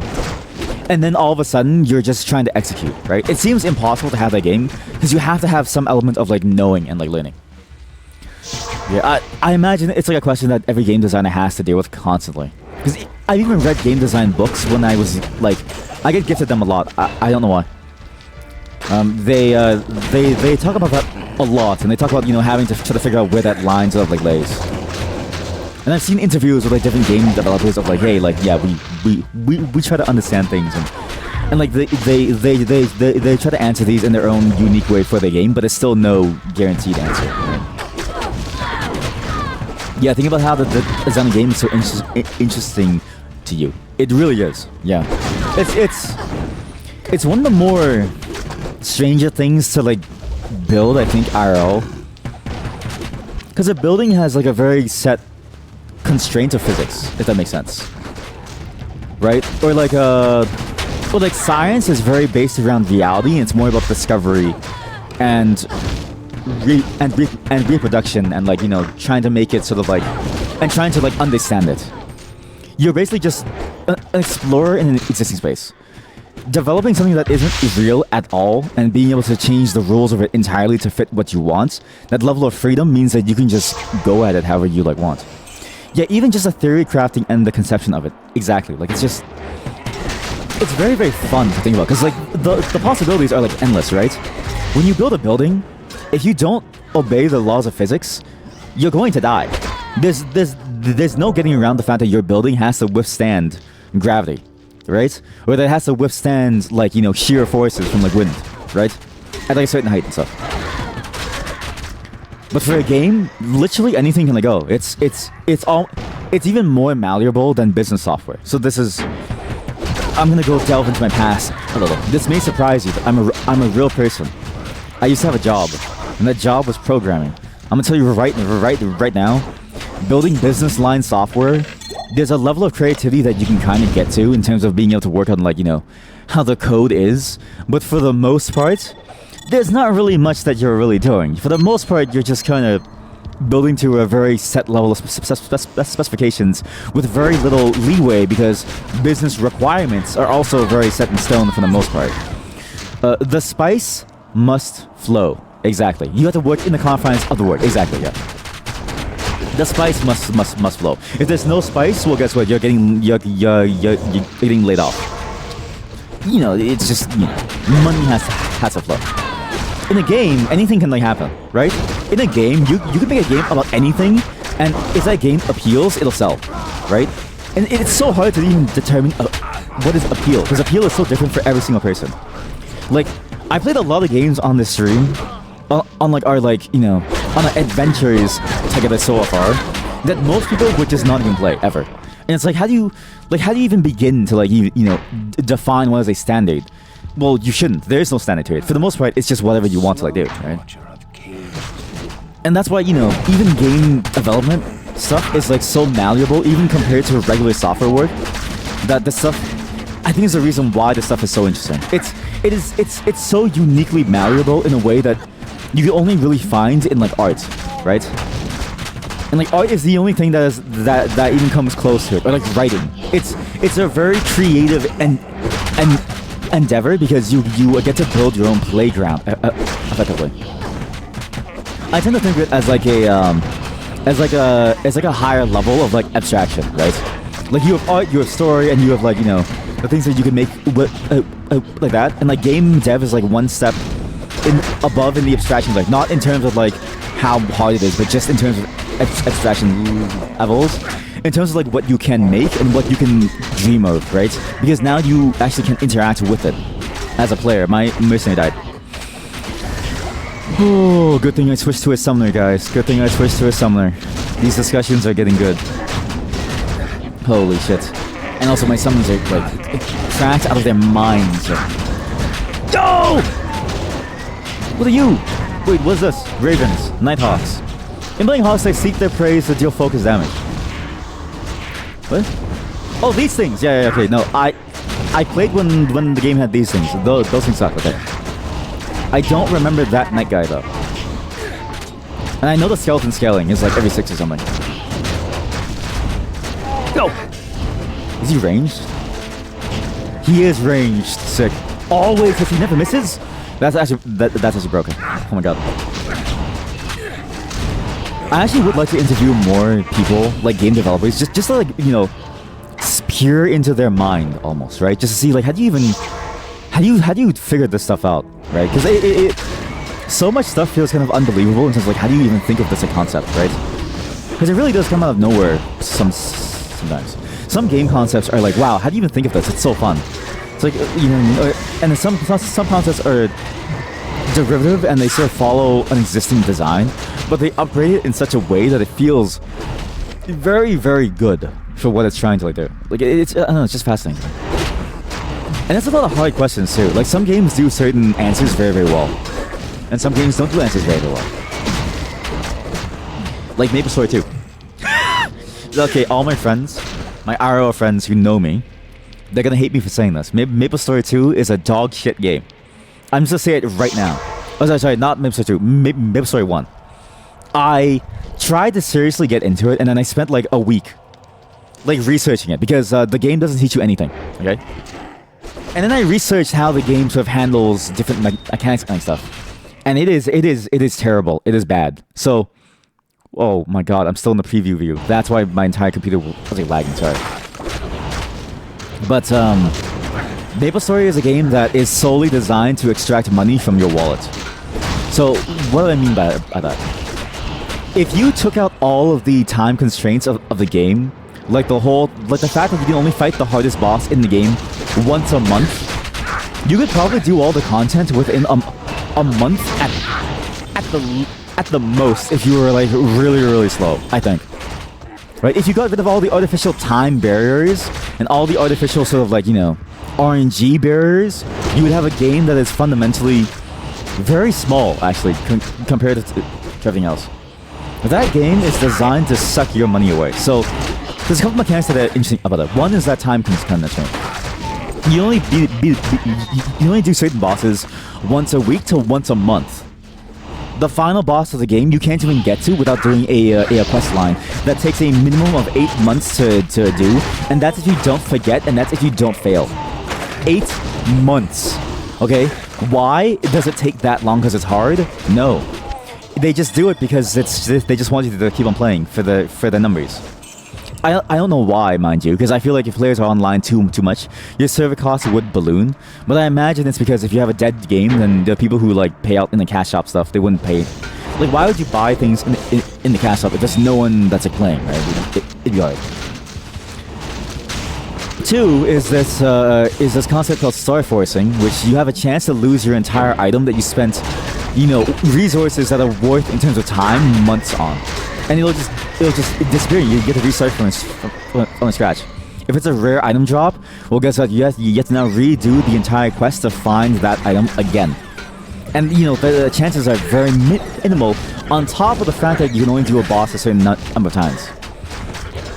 One of my friends actually got an item that my friends had been trying to get for 3 years. 3 years. And they've been playing the game consistently for 3 years, and they finally got it. All because of RNG and because of time constraints. Think about that. Games like that, I don't ever want to see more of. I think they... Like, it's sad to see games like that sort of like exist, because you get the sense that they're really just made to fill a bottom line, right? Which isn't bad, right? You have to make money to survive, right? But they do it in such a way that is so blatantly not fun that I kind of wonder, like, why? And they seem to prey on, you know, or they really hope that you have like an addictive personality to make it worth it for them, money-wise. It's very sad to see. And grinding by itself is a very addictive feeling. It's very easy to get like lost. The treasure goblin! To get into it. So, you know, and like trying to like use that to then further growing funds feels scummy to me. Sorry, that was just a rant about mid-play, because I'm finally done researching it. And I've been meaning to talk to you guys about that for like 2 weeks now, ever since my like break started, so... Yeah, that's my entire rant. Sometimes you have a weird appreciation for games that have mechanics that they think are misunderstood. Like Oblivion Combat, I feel is actually misunderstood in a lot of ways. Although there are some issues with it, obviously. Yeah, I can see that. I mean, yeah, it's like all the concerns about Oblivion Combat were like it feels clunky, and like it still does feel clunky. Like I think Skyrim combat is a lot more of that style of combat, but like smoother. But Oblivion's combat was really designed to be like a accessibly but not overly boring style of gameplay, if that makes sense. Like it was accessible complexity, right? You can see the evolution of it because we just played Daggerfall 2. Like it was a good jump up from what they like had, but they didn't want to make it too hard, otherwise you would need like hands to like do it, right? And the combat was really more about like the interplay between multiple systems, because your character is, you know, it's very freeform in how your characters are. It wasn't really meant to be like a very hardcore action RPG. It was meant to be an accessible and more strategical, tactical kind of game. Yeah, for sure. I would even argue that, like, you know, not just mainstream mechanics like that, but even like, I don't know, just like weird mechanics, like Basilisk. I don't know. Like, how do you explain a game like Basilisk to like anybody? Or like Basilisk, you know, 1 or 2, right? Basilisk 1 you kind of can, but at the same time you play it from the perspective of like a game emulator. It's like, how do you make that happen, right? It's very hard to figure out how that works.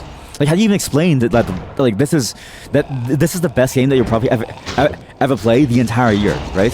And then Basilisk 2 like it's Basilisk 2 1000 too. Like, how do you say it, you know?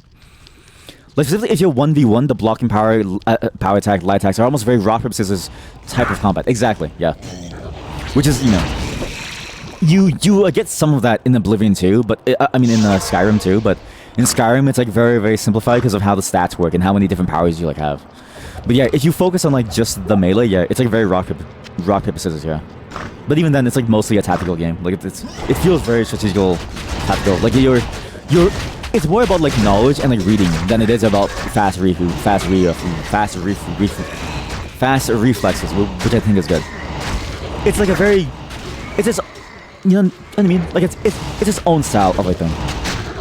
You don't agree on the Skyrim, when you hit a shield on Skyrim, you don't get staggered. Well, I swear you do. Don't you like lose like or like you? Oh, I guess you mean like staggered as in like the full effect of it. Yeah. Well, yeah. In Skyrim, it's like played down a lot more. In Skyrim, you still do feel the negative effects because you can't swing as like fast anymore.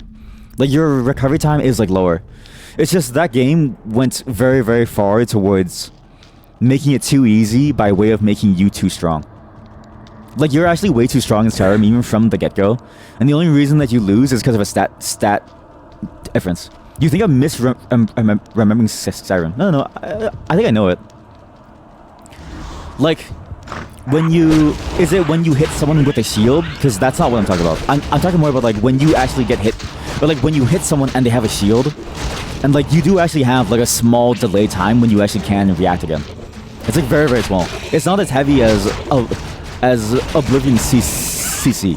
Like in Oblivion, you could be CC'd pretty heavily, because they still had that DNA from Morrowind, where like you could have all kinds of things casted on you, on Morrowind, that would like really mess up your like entire playthrough.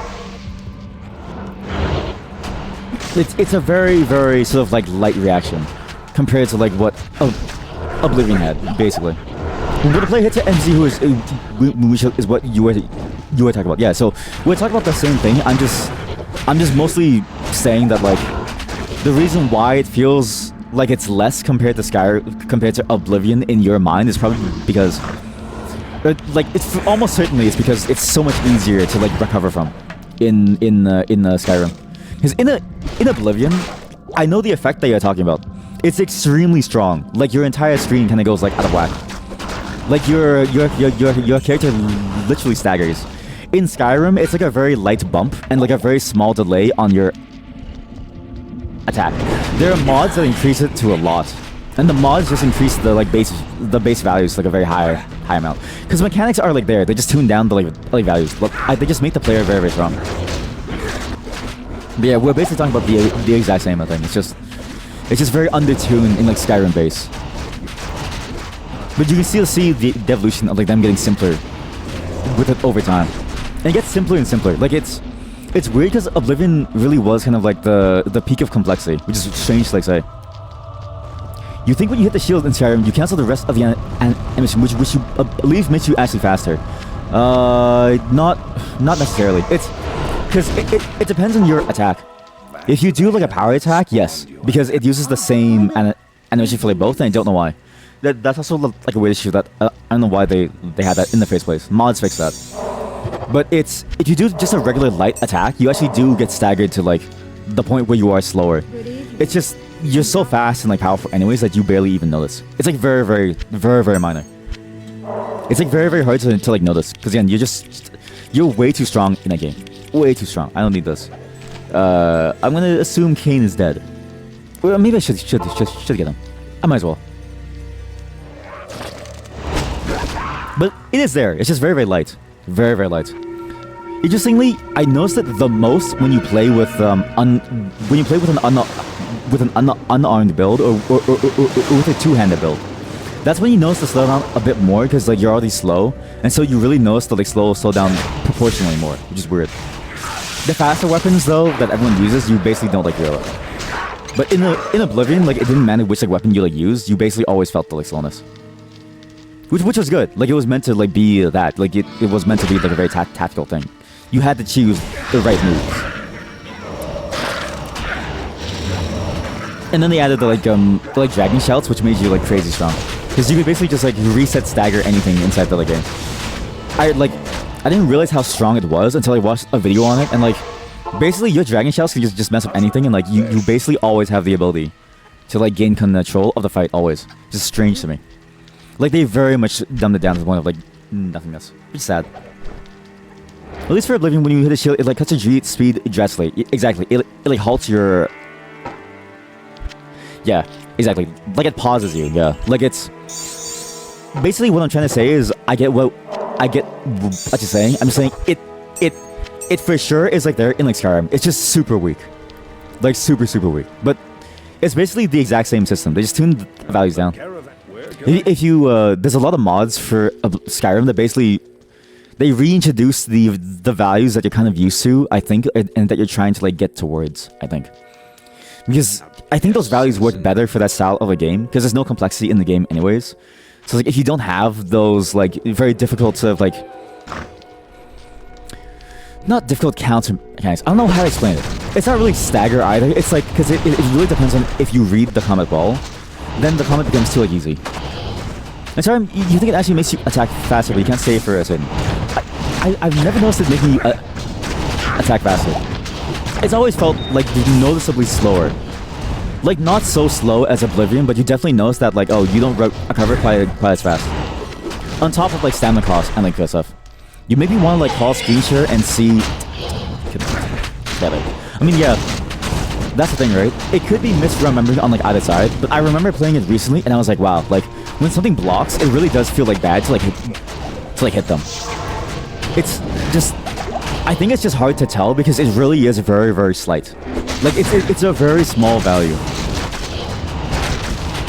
And like the power attacks basically overcome it because power attacks will basically go to like a lot, and the animation cancel seems to be the exact same for like both. And it's never that's why. Like the combat is very, very simple in Skyrim, so it makes sense.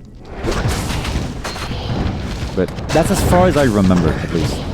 But yeah, it's stuff like that.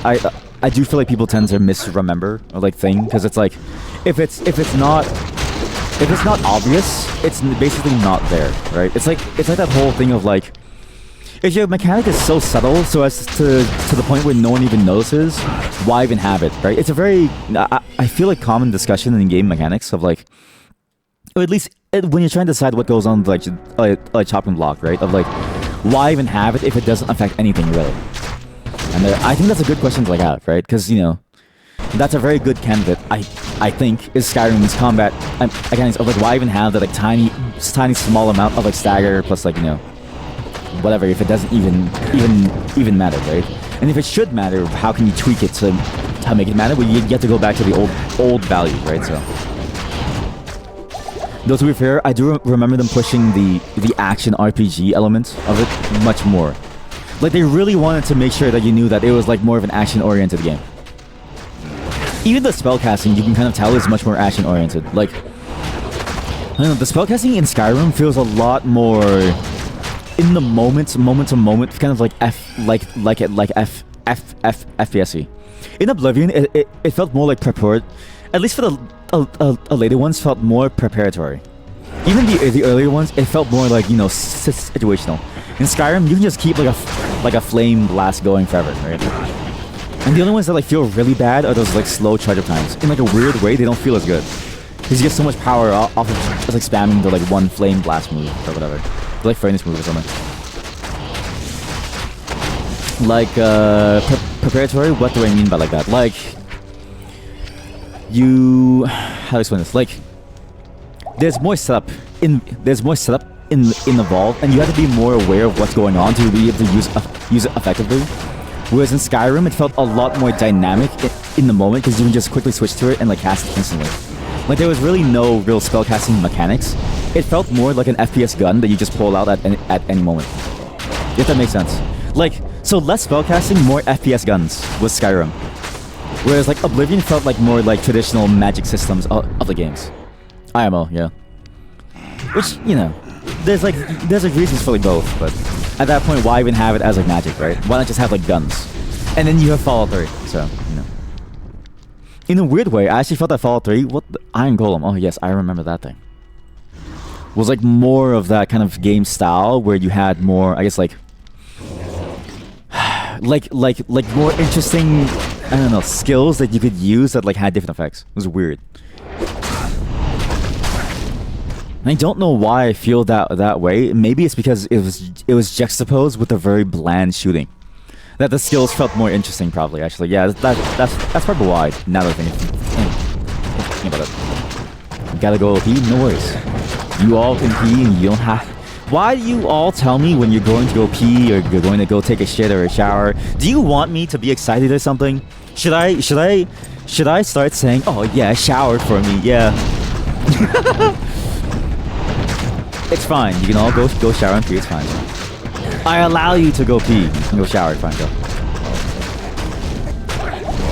It is funny to think about because really, you know, don't want me to be talking and address you while you're like gone. Thank you, Papa. Okay, can we please stop calling me Daddy? Because once you start, everyone else is going to like start. Okay, everyone's been waiting for a moment to call me like Daddy instantly. I don't know why. You're all sickos. It's just funny to me. I don't know how it like started. What was I playing? I was playing something and it made everyone start calling me like Daddy. But yeah, no, it's fine. I usually talk to myself anyway, so it's good. It is fascinating actually to like think about. So streaming is like weird, right? Because like streaming is like it's a very almost like one-way communication almost. Like it's you have chat obviously, but it's like very very hard to have the like, chat like going. Daddy, because you said you were talking about giving us permission to leave. See what did I say? What did I say? See that now everyone's gonna say daddy. But yeah, the communication is like I usually never expect someone to like be there because it's like it's like a very like you're just kind of like doing your own thing, right? Like I don't expect people to be like watching constantly either. And if you are, I'm so sorry for filling your brain with like trash. Okay, I'm so sorry. But you should probably do something else. You probably shouldn't listen to me. At least for me, I oftentimes have things on like a second monitor, and I usually context switch. Usually. Have a belt, Haseen. Yeah. Okay, now we're basically back at where we were with the werewolf, and it only took us half as much time. So actually, this is a much better build. I do want to switch this ring because it has experience. No, but Magic Find is sick. But it's fascinating to see like the different expectations that like people have. Because I have definitely been in certain chats where it's like they definitely feel the despair when like a mod leaves or when like a chatter leaves and like asking for things. And especially for the mod thing, I always feel like unless you're paying your like mods, and even then if you're paying your mods, it's just hard to like I don't know listen 24/7, like read 24/7. How do you pay attention to something for 24/7? Okay. This is the world's biggest, dirtiest secret about working. You can never focus 100% 24/7. Okay? It's literally impossible. As a programmer, even when I was being paid to be a professional programmer, all I ever did was work maybe 4 to 6 hours a day. And that was on a good day when I could actually focus well. Otherwise, it's very difficult to focus for long periods of time. You get very tired, okay? So I don't, it's fine. Like, I'm just saying it as like a, just in case people do feel obligated. Don't feel obligated. You can leave me alone. It's fine. I have 2 knights!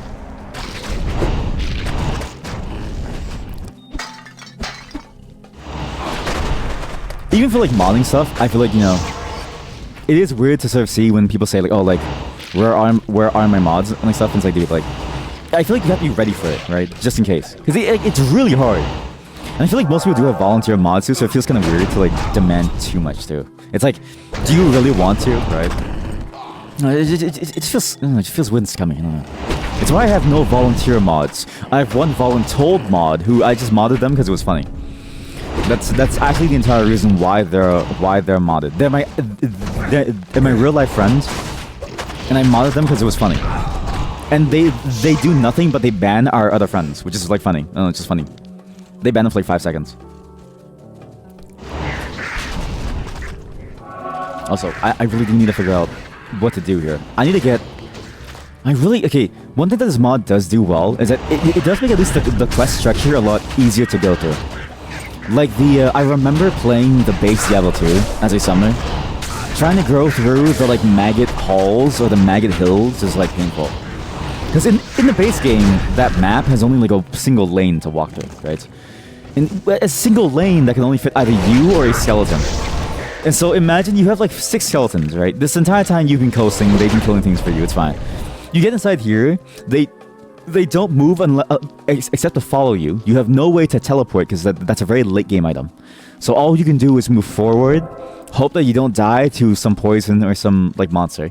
Run all the way back, and then one skeleton will solo an entire room because there's just not enough space.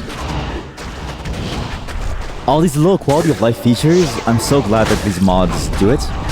Even though it changes the game a lot, and it changes the balance of the game, even the feel of the game, it at least makes it fun to play. This is, the most important part. Oh, speaking of cool game design as well, actually. There's a very cool horror game that I found recently that I retweeted, actually. I've been using Twitter a lot more, sorry. I will do stream callouts as well on Twitter. So if you do need like a sense of like when I'm going to be on or if I'm late, I'll be using it more often because I'm usually always late. So just if you do wonder, that's the way to find out now. This horror game called what's it called? I retweeted it somewhere.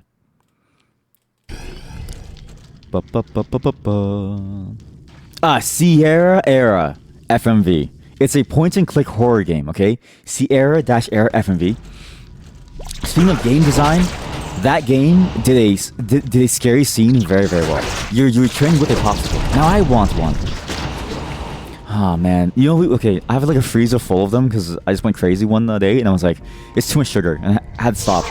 But I get a hankering every now and then. I'm like, I really shouldn't. But yeah, Sierra-Error FMV. That's a game that I think has a very interesting game design.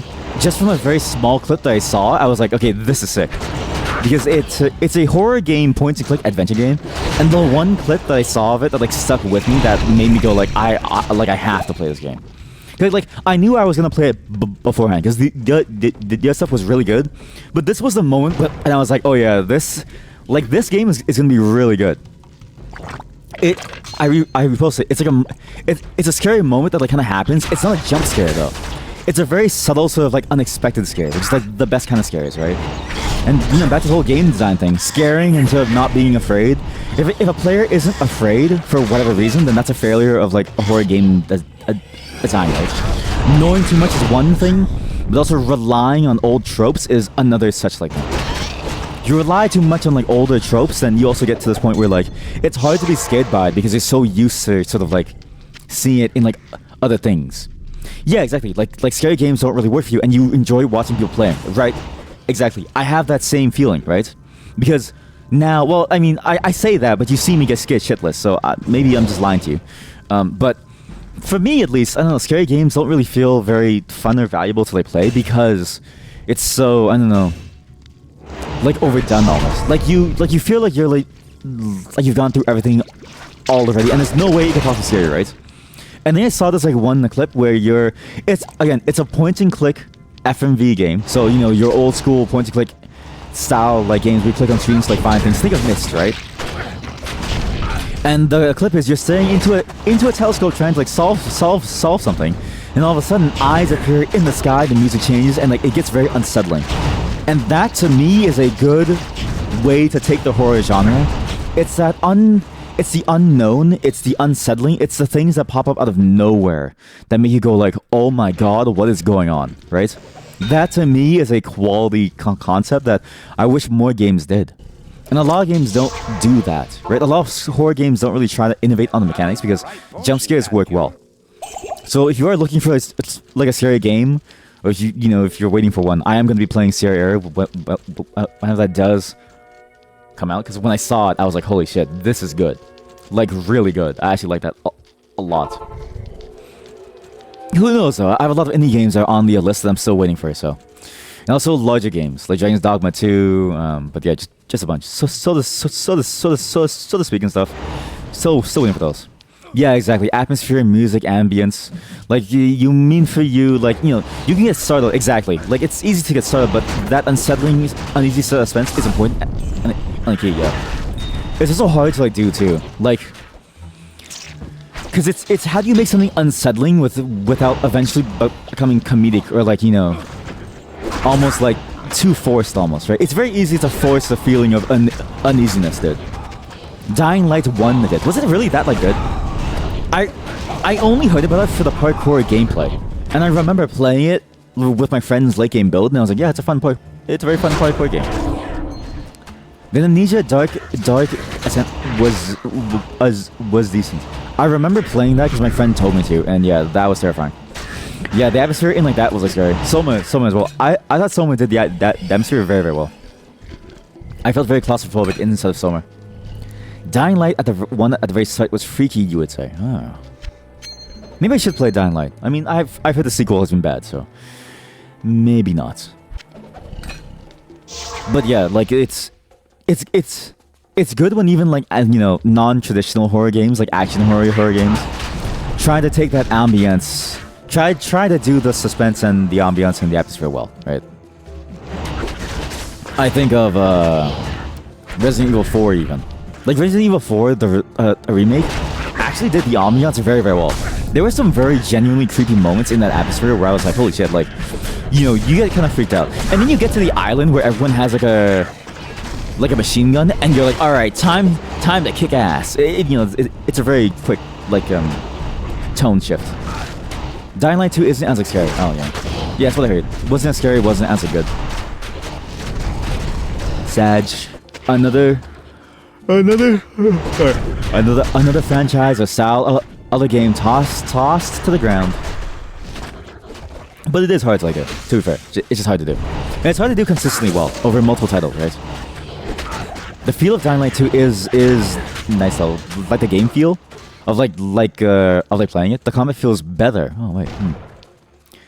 But is it just as in like depth though, or is it like more shallow? This place is as dark as Because if the gameplay is good, I wouldn't mind checking it out. And the parkour is better. Okay, now I really wouldn't mind checking it out. I do wish more games had more movement options. So, nah, same with depth. Okay, yeah, maybe it's not worth it then. I don't know.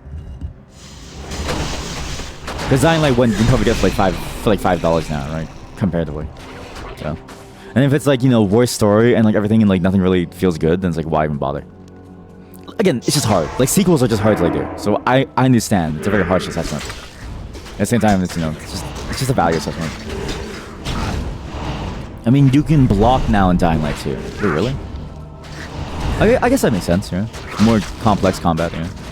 You enjoy using the polearm because you like, yeah. You would love jousting. I feel like you should try jousting at least once. My friend and I tried it a long time ago with like, you know, like those giant long cardboard tubes. It hurts, but boy is it fun. I'm not talking about the penis jousting because I know there is a penis jousting thing. Oh god. Stealth is better. I mean, yeah, always. Jousting IRL, yeah, exactly. You know, just like you take two cardboard tubes and you just run at each other. And whoever slams the other one first wins. Okay, if you think about it, jousting doesn't make any sense, right? Think about what jousting is, okay? Jousting is all about whoever lands the hit, right? You don't even move your horse, because you just go down two separate lanes. It's literally a pay-to-win game. Jousting is a pay-to-win sport. Whoever has better armor and whoever has a longer spear wins, always. It's the only game where size matters. Question mark? What do you mean? Let's go with chat. Come on, like you can't tell me that you've never thought about jousting ever. I think about jousting a lot. No one's ever thought about jousting. I feel like I feel like you should all think about jousting more. You're all missing out. Pay to win? Yeah, exactly. Okay, no, but no joke. It was actually pay to win back then. So back then, apparently, what happened was that because being a knight is expensive, obviously. I mean, armor is very expensive. Anything that you have to get custom made to you is very expensive, right? So usually only the rich people would have really good like armor and like good stuff that where you wouldn't die with it, right? And so jousting is because you can't just borrow someone's armor to like go like jousting, right? Like you have to have your own gear. Well, guess what? To have your own gear, you have to be rich. And if you want to live after jousting without a collapsed lung, you gotta be rich. It's pay to win.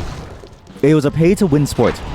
For the it was literally, I'm pretty sure it was a dick measuring contest, but they didn't want to show each other their penises because they're Puritan. Jousting, honestly, if you had to guess, doesn't sound fun. Yeah, no, it's not fun. It's literally 50-50 if you die. Use sparring with lightsabers made of metal and polycarbonate, material used in bulletproof glass. Do you do that, have you ever tried that, the, like, real sword fighting thing? Or, like, I forget the style of combat. Or what it's called. It's like a whole, like, you know, system with, like, Hema, holy shit, yes. Oh my god. You're a Hema enjoyer. Yo, I bet you've killed dozens of people. I'm calling the cops on you. Historical European martial arts. Yep. Exactly. Yep. You are a murderer. You know some techniques. You know what's funny? You're probably the most prepared out of all of us for a zombie apocalypse, right? Because, okay, I thought about zombie apocalypses a lot too. I'm basically prepared for everything except for actually surviving, okay? In these zombie apocalypse, bullets will eventually run out. Knives will eventually break. You know what won't? Heating up a piece of metal into a sharp piece of metal. Or just getting like a wooden rod, I don't know. No, not like fighting someone, but like fighting a zombie. You know what I mean? I mean, sure, like countering and like, you know, the like chambering moves and like stuff, they wouldn't be very, very useful. But at least you know how to swing a sword effectively to behead someone, right? I'm certain. I mean, I don't know if you would. Depends on the zombie. Yeah, that's true. That's true. Yeah. Zombie dog, you'd probably die. Zombie horse? Holy shit, a zombie horse would be terrifying. Chat. Okay, so horses, the only reason the horses, like, the only reason we have domesticated horses is because they're very, very stupid and they love food. Okay, that's actually the only reason why. They're not very smart, but they're a hell of a strong animal. Now imagine a stupid angry horse. You're going to die. No, like, it doesn't even have to bite you. It'll run you over like a car. Like, is it Walking Dead zombies where you need to stab the like head? That's a good point actually. Yeah, that is true. Yeah. Oh wait, is there? I think every zombie is like that, no? Like, was there ever a zombie? Oh, I guess like, I don't remember. Were the Last of Us zombies able to like die if you hit them in the like body? Oh, I guess Dead Space maybe. Wait, no, Dead Space was also head, no? I don't know. I need a sip of water. Wait, sorry.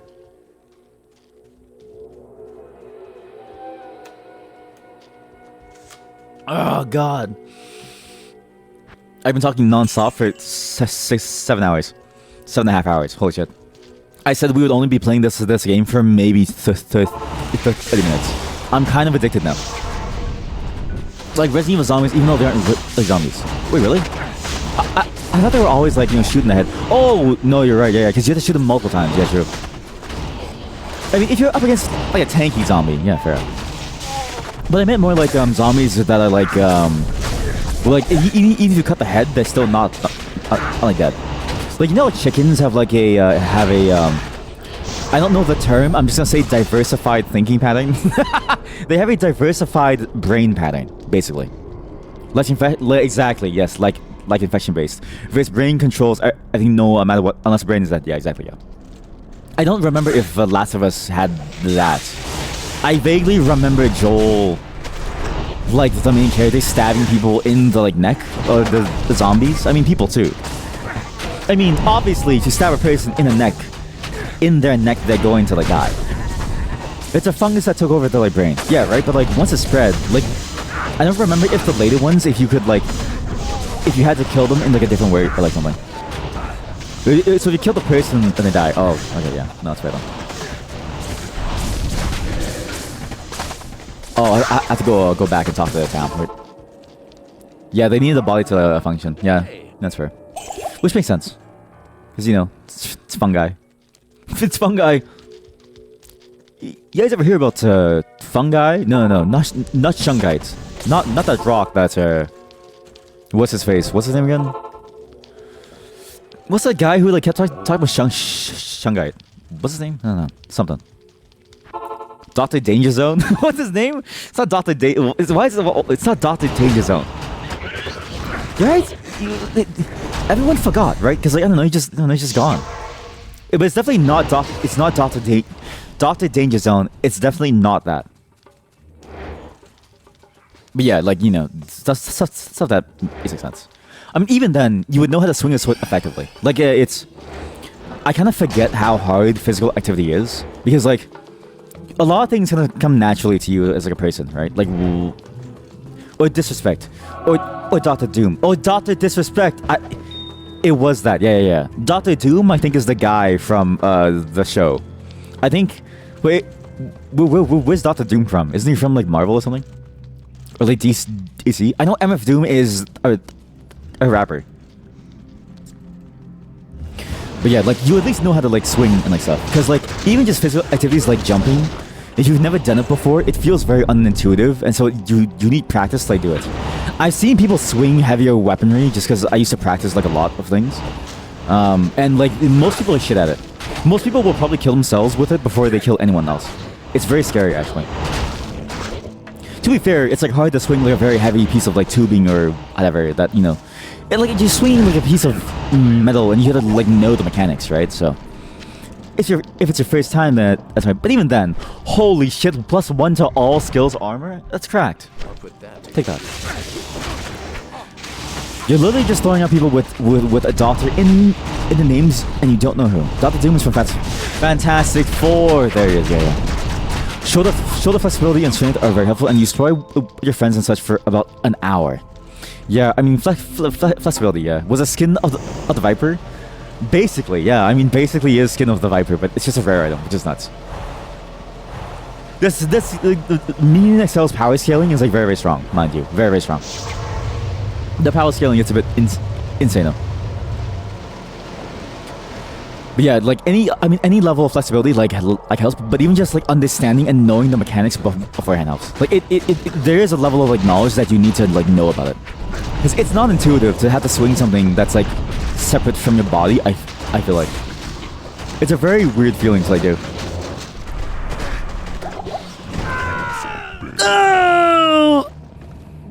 Good thing I'm not playing hardcore. Can you imagine? Jesus Christ.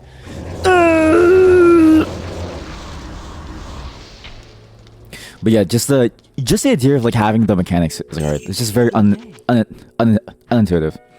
Recently had like a friend try to jump and they didn't know how to jump. Neither did their family member. So I had to teach them how to like jump live. And I was like, how do you guys not know how to like jump?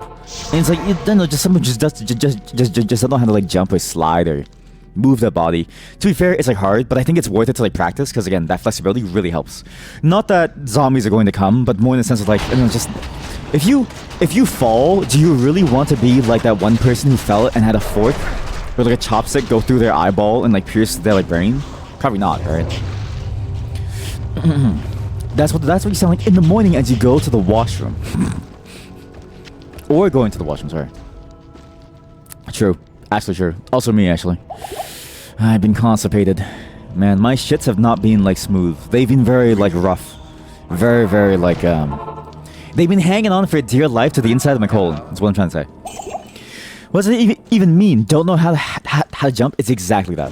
They just didn't know how to, like, jump. Like, they didn't understand how to bend their, like, knees and, like, go up. And, like, I feel like, you know, because, like, it's very... Because if you don't know, right, I think people's first instinct is to do the opposite of what they did to get down. And the opposite of what they did to get down is not to push their leg, is like just to... It's just to flex their, like, thighs, right? And when you flex your, like, thighs in a certain way, it'll just naturally rise up, right? Or, like, it'll, like... Or flex your, like, glutes or something. Like, jumping is like specifically pushing against the surface that you're on, and I think that's what got them confused. Because when I explained to them like that, they were able to like jump. Yeah, it doesn't compute for me either. It's funny too, because one of them was a rock climber, and I'm like, how have you never like died? How are you still alive? Because I feel like as a rock climber, you need to know how to jump to survive. I don't know. It seems very... I don't know. It seems like a basic rock climbing skill. Like if I was reborn and I chose the rock climber class, I think I would have to spec into jumping to be able to like do anything. I don't know. Anything good. We're gonna go on to Act 3. This is the worst act in the entire game. Act 3 has the worst quest of all time. It is the longest quest for no reason. Fun fact, they ran out of time developing Act 4. It's why it's so small. It actually wasn't meant to be so small, it was meant to be a lot longer. They just ran out of time. In Diablo 2, you're also supposed to have guilds and like stuff. And also PvP arenas and like stuff. They ran out of time to do anything good. So the quest is very long. The map layout sucks. Exactly, like you hate the map layout. Yeah, it sucks. It's full of like winding paths. Thankfully, the game Mean Excel mod comes with a built-in map hack. So you just press a button and it instantly shows you the entire map. Like it is map hack, but it's built into the game, which really helps. But even then, it's like the most expansive act because there's so much stuff. And then you know you can tell that this is when they were trying to get more ambitious with their mapping. Because Act 4 is literally just like 2 or 3 maps and like a very simple straight line through all of them. And they were just like, all right, that's enough. Let's just call it. Let's just sell it, and then boom, the blizzard of today. Yeah, it's just long. We're gonna be here for like a while, okay? To be fair, this may be the last act anyways, and I may come back to this at some point just to kill Beryl, but not anytime soon. But this is fun. I will be playing this offline, probably. No, I can't. I promised myself I'll give you content. Like good content, and that means I need to prioritize my time for this year. My New Year's resolution is to not be late on a single upload. Okay? So tonight you're gonna see like 5 videos get uploaded and released on the thing because you're gonna see a lot. You looked at how to read maps for Diablo 2, but actually you always struggle with same. Yeah, because the map generation has like tells. Like there's certain landmarks or like the ways that like it like opens up. Especially for Act 2 in particular. Act 4, like for sure. I mean Act 4 is a straight line. But Act 2 in particular, and Act 5 as like well. Like basically every map had like a way to like open. Whereas in like Act 3, yeah exactly. Like maps could be layered. And they could be deceivingly layered. Like basically the map gen up until now is everything is opened up into a straight line. In Act 3 it changed that entire system into like, you know, a map can lead to nowhere. Like you can either go to Great Marsh or the Flare jungle, and you may not actually get to the next map ever. Sometimes Spider Forest may not even do. You never really know. And you may just start on like an entirely different section, and you have to run all the way back and find like an entirely different exit, and you have to find like a different spot. It's confusing for no reason, and I think it's interesting to see how mapping works now, right? Because it's a problem in a game like Diablo, but not in a game like Elden Ring. Because Elden Ring is more about exploration. Whereas in Diablo, you're really just trying to push to go as fast as you can to reach the meat of the game, which is building. Like building your like character. And that's any RPG. I do wonder how, you know, Path of Exile does it at like the very, very late game, because I know the early to like, you know, just beginning the late game, it's very, very boring. There's like not much to like do. Which, you know, it's just a common problem in every ARPG. It's just hard to make it like nice. You think that's just personal perspective? Yeah, that's fair. I mean, Elden Ring could be, yeah, either or. Like it just feels like more of an exploration game than at least Diablo 2. Because like in Diablo 2, I think it's like you only run the exploration once, right? I mean, I guess any exploration game is like a one-time thing, so it is still personal perspective. But at least in my mind, it's like you kind of know what you're going for almost once you get like through it. And so it's like, you know, when you play it over and over, especially when you finish the game for the first time and you go on to like Nightmare, it's like that's when you really feel that like a sense of like, oh, I don't want to do these maps anymore. And it's unfortunate because the only way that the game stays interesting and stays complicated is to bump you up in terms of like a new difficulty and forcing you to redo the content over and over. So, oh, in reference to me saying you rushing to get to the end, yeah, exactly, yeah. Like it really depends on what you get out of as a game, yeah. Because, you know, I do remember the first time that I played it ever. The first time that I ever played Diablo 2, I did play for the story. Because it's an interesting game to like play for the story and like see it though. Very, very interesting. Because you watch the cutscenes and you're like, whoa, and like as a kid back like then, even the cutscenes for Warcraft 3, I'm like, whoa, so cool, great storytelling. And then as you get older, you're like, it's just like it's fun, but you recognize it's just there. You know what I mean? Yeah, exploration aspects of Elden Ring, yeah. I mean, there are some people who don't like the exploration at all. Like, I have one friend who, like, hated it. Like, they were just, like, they just wanted to go straight to the bosses instantly. And that's what they did. They just grinded against every single boss, grinded to max level, and just basically tried to beat the game. They basically ignored most of the game's content, which I found sacrilegious because so much of the game has there's so much depth to it. And I'm like, why? It's like the only game from the studio that like did story like I think supremely well. And like because like now you can actually go into these places and you feel it. Like you actually are like there. Because like Souls games, they have the implied story, right? But due to limitations, you can't just walk to all these places and like see certain things. Like you could in the later titles and the later DLCs, but even then it was very limited. In Elden Ring, like you're literally just there. The entire place is just there, and like, why wouldn't you want to? Like the entire lore is there for you to like see it, and experience. I don't know. It feels weird. If you could magically make a game instantly, what game would I make? That's a good question. I'm still trying to decide that myself. There's a game concept in mind that I have, in mind that I've always wanted to like make, but it's like a series of things that I'm still trying to figure out what would even make it fun. Like I don't even know if I would like the gameplay to be that certain way. And I don't even know if I would like the mechanics to be that certain way, right? Specifically though, I would like to make an MMO of some kind. I do think it's specifically because I think the social aspects of an MMO are very underrated, like incredibly underrated. It's but not the modern day mechanics of it. I think the modern day mechanics strayed too far away from what made MMOs kind of magical in like the early nascent era. If we're even past it of the internet, right? I feel like I feel like early WoW was like a great I guess like standard of like what the social aspects could be like if the game mechanics could support it too. Because I very much remember early days of like WoW, when you had to go to Stranglethorn Vale for the first time, and it was like, okay, like, well, you didn't have to, but it was like the best way to progress. There was more cool stuff to do. And it's all of a sudden you're thrown into like an open PvP zone where your faction lore matters, where who you decided to like choose to play as matters, where the class differences matter, where the social aspect of like having to like you know play cordial with other people and like sort of like kind of like be in that shared space to like either protect yourself or gain territory matters. That to me was fantastic. Obviously, it didn't last very long. As the game progresses and like the player base gets like bored of it, then content sort of move towards shifting towards more difficult stuff. And when it's so difficult, people don't really have time to play into like the social aspects, because like why would you when you can just play the game and just rush, or sorry, not like rush, but like push content more, right?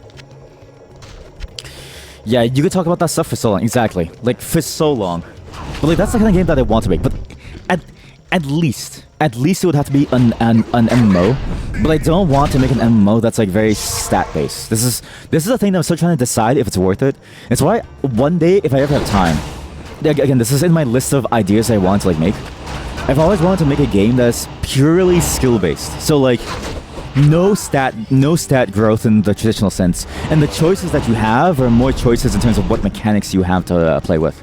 I thought Hades was actually the closest to that. Hades to me was like the closest to that, even though it still had stat-based mechanics, because you were able to choose so many differing ways to like play.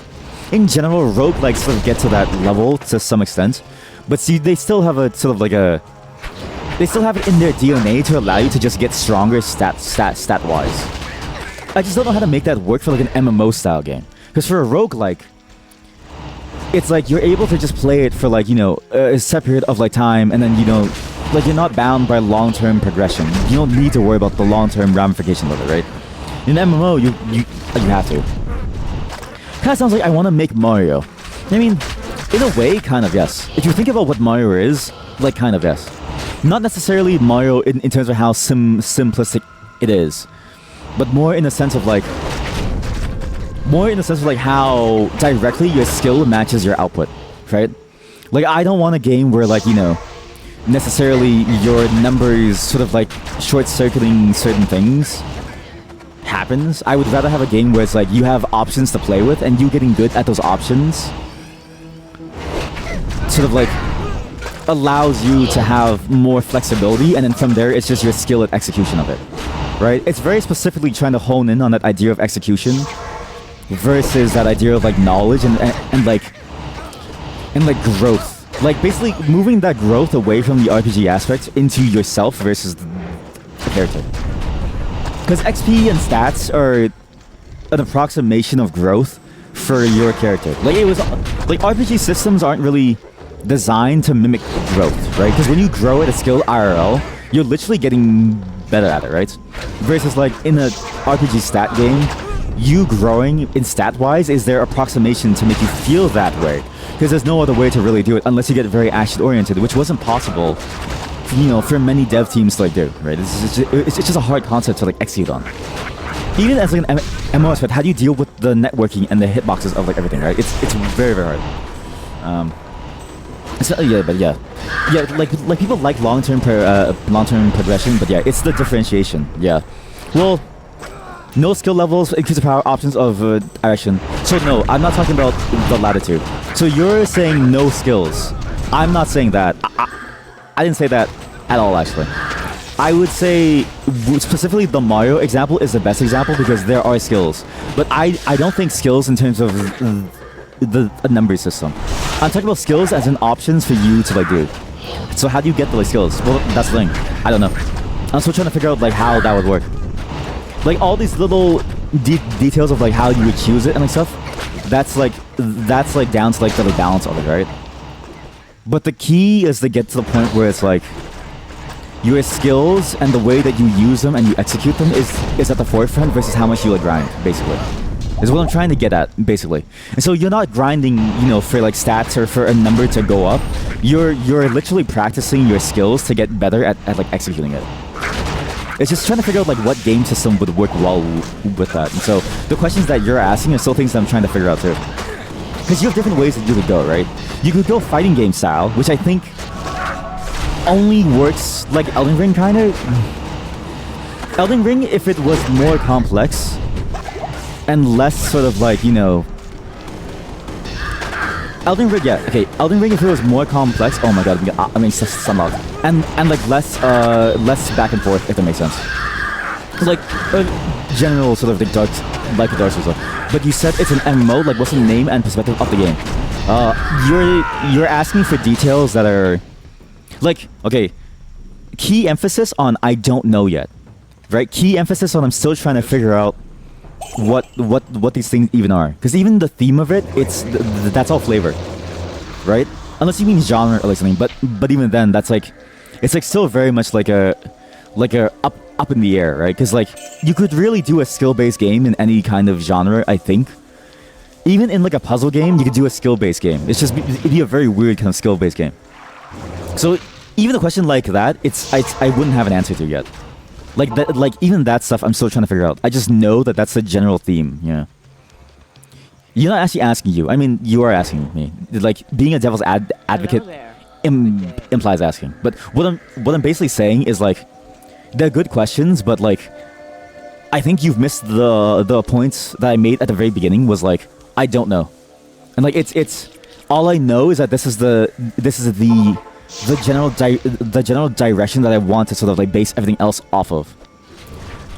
Like specifically, that is a skill-based game that you yourself can grow your own skill, and that, you know, it just has MMO elements. Those are the only two things I know for sure. Everything else is still up in the air. But like, that's pretty much all that I really know about it, and like everything else is like, you know, still undecided.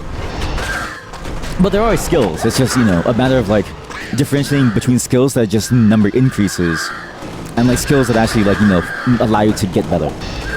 Again, it's that whole idea of like, do you make a fighting game? And an MMO is a great spot for a fighting game, actually. I actually think an MMO fighting game would be very interesting. Because it's like, how do I say this? An MMO fighting game is like the most interesting way to do it, because fighting games have this issue that I find very often of like, your skills become obsolete very, very, very quickly unless you play the same fighting game for years. And that's very hard to do because most fighting games kind of die out in popularity. Only Super Smash Bros. Really has stayed in like longevity for a long time. It's the only fighting game where you don't feel bad investing your time and skills in, right? But an MMO is a good candidate for that too. But it's like, how do you translate all this to like a gameplay system that like works for like a larger audience? I don't know. But you mean you're not asking? You mean you're more or less like brainstorming? You're not asking to find out about the game. But asking in an attempt to help me figure it out. I mean, that's like fair too. But it's also like, I wouldn't have any answer to, right? It's like, it wouldn't be something that I can brainstorm off of like live. It'd be very hard to, especially while I'm multitasking. It's just hard to. It's one of those things. It's like because like brainstorming is also asking. Like I'm just saying more about like just the mechanic of like asking. But like I get what you're going for. I just don't know if I could ever answer those ever like well, like ever. It just seems impossible for me to answer, because it's like so hard to even like begin to understand what I'm even trying to like do. Like even I don't really understand what that means when I want like a skill-based game. Like what does it even look like? Because all my references so far are just games like Street Fighter or games that are just RPGs, right? So it's like I don't even know what to like do. It would have to be one of those things where less theory crafting, I think, and you'd have to prototype things very, very often. I think you would just have to go in, balls to the walls, and just make like an MVP, like a quick game demo of some mechanics, and just like try it. Sorry for killing me. No. I killed myself. I didn't heal in like time. I talk like this normally, so you're not taxing me yet. I'm only taxed when I have to think about it super hard. Otherwise, yeah, no, it's fine. I just talk a lot. Ever play For Honor? Yes. I thought that game was fantastic, actually. Okay, yeah, so that's also like a very good litmus. But even then, like, there were issues with it in terms of like, I don't necessarily know if like I want it to be that complex. But then it's like, how do you do skill without complexity, right?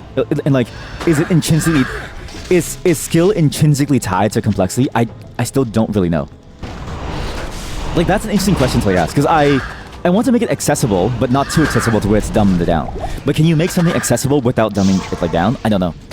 So it's like, I love For Honor, and like, if I could, I would rip that entire game system like 1-to-1, basically. With, you know, obviously numbers, adjustments, and like more options to like do, and more ways to progress longer term. Like, you could unlock skills by, I don't know, maybe doing things, I don't know, something like objective, I don't know. Like right now, unlocking skills is based on just, you know, grinding numbers, right? But how do you make an unlock of a skill by a skill? I have no clue. That seems really hard. Unless you do like a mastery thing. Dude. Not exactly, but just say generally, yes. Yeah, generally. Yeah, something like that. It's like very close. Very close. I think that game had like, you know, very good gameplay elements. I don't know, it just feels too complex, I feel like. What's the difference between earning a skill and earning a stat? Well, say ability in a set of skill. No, it's not necessarily the naming of it. So, okay, yeah, okay. Maybe the naming is a thing that gets you or that might confuse people. Because I had this the discussion before too, the friend. When I say skill, I mean like, okay, so I'll use skill for like actual player skill. Like, can you do like a wave dash in Super Smash Bros. And then can you pull off like certain combo chains, right? And then do you have the ability to execute the right set of knowledge at the right time to gain like an upper hand in your matchup, right? Stuff like that. I'll use ability to say that it's like an option that you now get to like add to your repertoire of like moves, right? So you now have more options to like play with. But it's like, how do you? But just because you have it doesn't mean that you know how to use it, right? Yeah, so you unlock a skill. So this is the thing that like gets like interesting, right? It's like, I want it to be a way where you unlock a skill. Sorry, unlock an ability. So I'm changing the terms now because I was using skill for like both, and I was relying on the context to make it clear. So I'm changing the terms now to make it even more clear which one I'm talking about. So instead of saying unlock a skill, it's more unlock an ability now. But what I'm trying to go for is like, yeah, and then you were, and yeah, exactly, yeah. So like now we're using the same terms, yeah, exactly. So exactly, so same question but with ability, yeah. So like, that's the thing. I don't know how you would unlock it in a way that like feels skillful, or like that would actually like represent player skill mastery or like something. I don't really know. Like I'm such a fan of like what would be good there.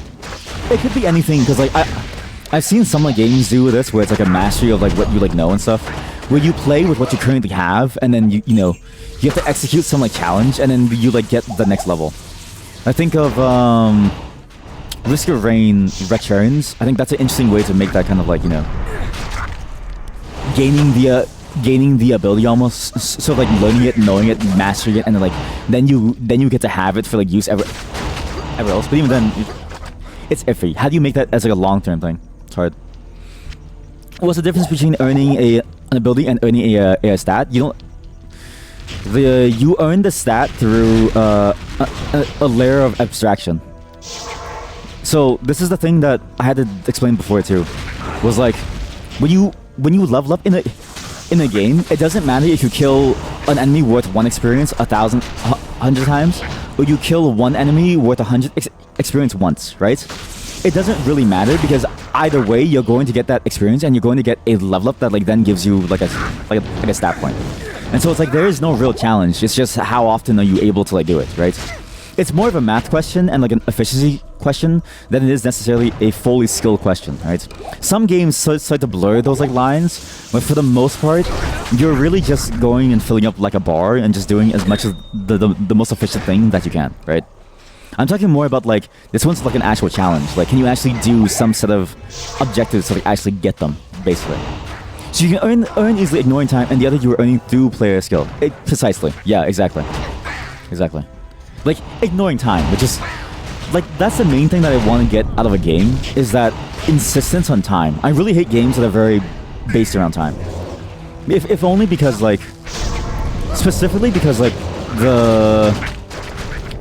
when a game values time a lot, you immediately isolate a large portion of, like, of the people who could play a game. So both from like a reach perspective, but also from like a, is it actually fun to like play? Not really, right? Because when you realize that you're just trading time for like power, you realize, okay, like once you go down that like route of like trying to realize and like trying to figure out if that's worth it, you eventually realize that like, is it worth it in the sense of this like game, or is it worth it to do anything else, right? And you know, it's not necessarily the question of like, is it worth it to play games, but it's more in the sense of like, it's specifically for this game. Is it worth it for this game versus another game, right? And like, is it worth it for like any of these games versus like, would you rather have like certain experiences, right? Like say in Lethal Company or like something. Like it all of a sudden muddies the waters of like what's like fun. And eventually, at least for me personally, I've noticed that like trading time for like just like, I don't know, rewards doesn't seem fun. Like, you know, it's satisfying because you get something at a constant steady stream in a way that you control wholly because you decide how much time you get to it, right? And there's a very consistent rate of gain, right? And that's the one advantage that's very hard to get around. And I know that this game here will alienate a lot of people. Because if you think about it, a skill-based game is going to be like... It's going to alienate people to the point where, like, they don't want to do it because, like, not everybody can be good at it, right? But at the same time, it's like... I would prefer that versus a game that like doesn't respect my lifetime, right? And like there's like ways to learn, I think, that's like, you know, that can maybe work better for some people versus not. And there's different things that people are good at that I think you can express through the ability of like choices and skills and diversifying players' options on how they play, right? Exactly like the Adira 4 on it, exactly. It's like very similar actually, yeah. You didn't get into it because it was too complicated, but that's the type of game that I want to make. So complication is not the same as skill-based. You can have skill-based things that are very simple on the surface, right? Like chess is a very complicated game, but wait, no, sorry. Chess is a very simple game to like play. You just move pieces on a board, but the skill is like very, very high. I'm talking less like, I don't want people to have crazy flexible hands like to like play. But I do want people to sort of think about like, or like be able to express their skill in a way. Like, how do I say this? Fighting games, you have to have hands, right? You just have to have hands to play fighting games. You have to be pretty fast on your buttons to be able to like do anything. You have to have really good like timing, right? That I think is a bit too complicated and like, it's less it feels like a distraction from the real complexity of like choosing what to do in the moment. It seems like I might be misrepresenting the complexity of For Honor. Am I though? Because it's how do I explain this? I'm trying to think. If the game was like a turn-based game, I would love it. If the game was like a turn-based game, I would love it. But the limited control scheme and the how you had to like maneuver with it, it felt way too complex in that manner. Like that's exactly what I mean actually. It's like the accessibility barrier to like even getting into the game. Not necessarily the skill and practice that you need, but I think in terms of like what you have to like manually actually do in terms of like your like physical actions. Yeah, like you had the Discord where you taught like unimpressive, but like I think you're like, are you misunderstanding me then? Like I'm not talking about like the skill that you need to play it. I'm talking about like the mechanical sort of like prowess or like the mechanical wherewithal that you need to have to play it. Isn't that kind of skill? Right, but that's what I'm trying to get. That's what I'm trying to get away from. I'm trying to get away from like that because I feel like it's a distraction from another type of skill that I want to emphasize. Again, I want to emphasize the skill of executing and the skill of knowing and doing the right move at the right moment versus necessarily having the hands to do so. Like, I want someone who's not very capable of playing games very quickly or isn't very mobile to still be able to play the game fairly well. That's exactly what I'm trying to like go for, right? Again, it's not that I'm not saying that the game should be simplified in terms of like the complexity of like what you should choose. Exactly, knowledge versus utilization of like knowledge, but also in terms of like literal, there's a limit to how good your hands can be depending on who you are, right? Like just whatever happens to your hands, whatever, like, you know, aging or like something, I don't know, stuff like that. Like getting away from mechanical barriers, basically, mechanical physical barriers. I want to get away from like that, but I still want to keep the skill elements, but I don't know how to do it. That isn't just like For Honor. At some point. Exactly, yeah. Like ability to perform, yeah. Because I agree with you, the games complexity is really, really good. I wish I could do that, but you didn't have to have the like hands. No worries, yeah. I explained it poorly, yeah. You can end up like with a game like a chess, no? So that's a problem, right? You need to have some level of like handsery. You need to have some level of like handsiness, right? It's just, what is that good like level? I don't think I would know unless I actually like workshop it. Like I would need to actually get like down into it and like actually build like a prototype and like see like, okay, like how far can you far can you go before it becomes too simple? I'm kind of saying contradicting things. Am I though? Like, what's the contradiction? Like now I'm curious, because I think what I'm saying is not necessarily contradictory, but more so unknown. I see it more as an unknown thing because we don't have any prior examples, and less of a contradiction because like I feel like it is possible to have both. It's just hard to divorce the two because we're so used to it. It's a concept that I'd like to explore basically, but that's my dream game, is to get to some level. You and I won't, but you would love to honestly just hop on the call. Yeah, I know, yeah. I mean, I don't know, it's just hard to explain, because like, I wonder if it's like, because like, I've had this discussion before, and then people say the same things of like, it feels contradictory, and then I keep giving more examples, and then they eventually realize that, like, it doesn't seem contradictory, it just feels like unreachable. Like, it feels like it's just, or like, it just feels like it's unclear how to get there, right? But it feels like there is some way to like get that right balance and like get to that point where it's like you can have a skill-based game that doesn't require crazy hands. I just don't really understand how. It's just hard to think about.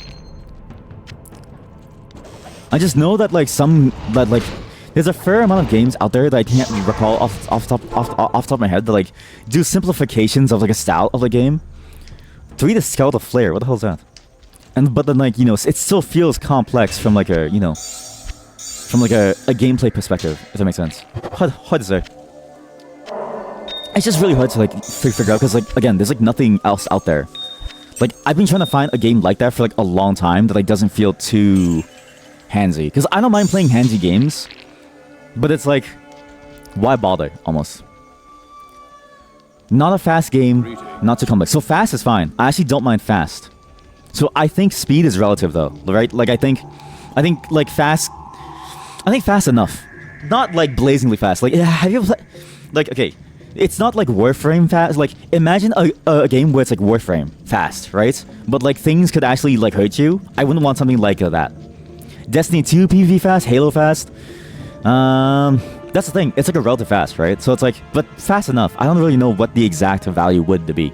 Again, that still feels like a very late game question. It's like, it's still too much of a late game question to even answer. I know it feels like a cop out to like say, but it's like I wouldn't know until I know for sure what mechanics I would want in the game in the first place. So it's like I don't even know how like fast it should be, but I do know that fast is fine. It just can't be too difficult to execute something quickly, if that makes sense. It's just hard.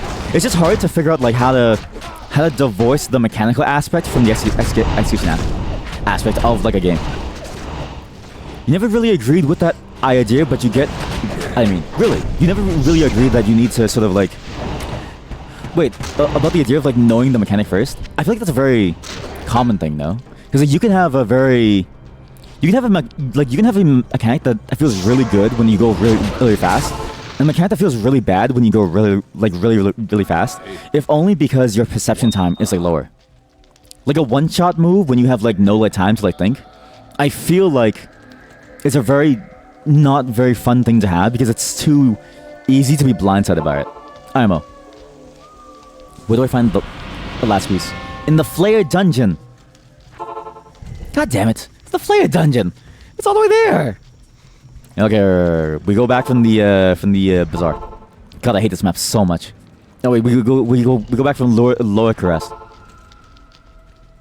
In reference to having to have this before that in terms of design the game, I mean, if it's only for this one case because like, and also I think it is kind of true in the sense of like you said you can't know that until you have other things established. Well, again, it's like true, right? Because like, again, some mechanics feel really good in a faster game, but feel really bad in a slow game, and like vice versa. Like a one-shot, very fast, like sort of like laser move that like happens every like 0.5 seconds. It's very very hard to do when you're moving at like Warframe late game speeds, right? IMO. The barrier to entry then is like, do you have the eyes to be able to like track it? And like, does your monitor, like, can you actually see everything on your screen, right?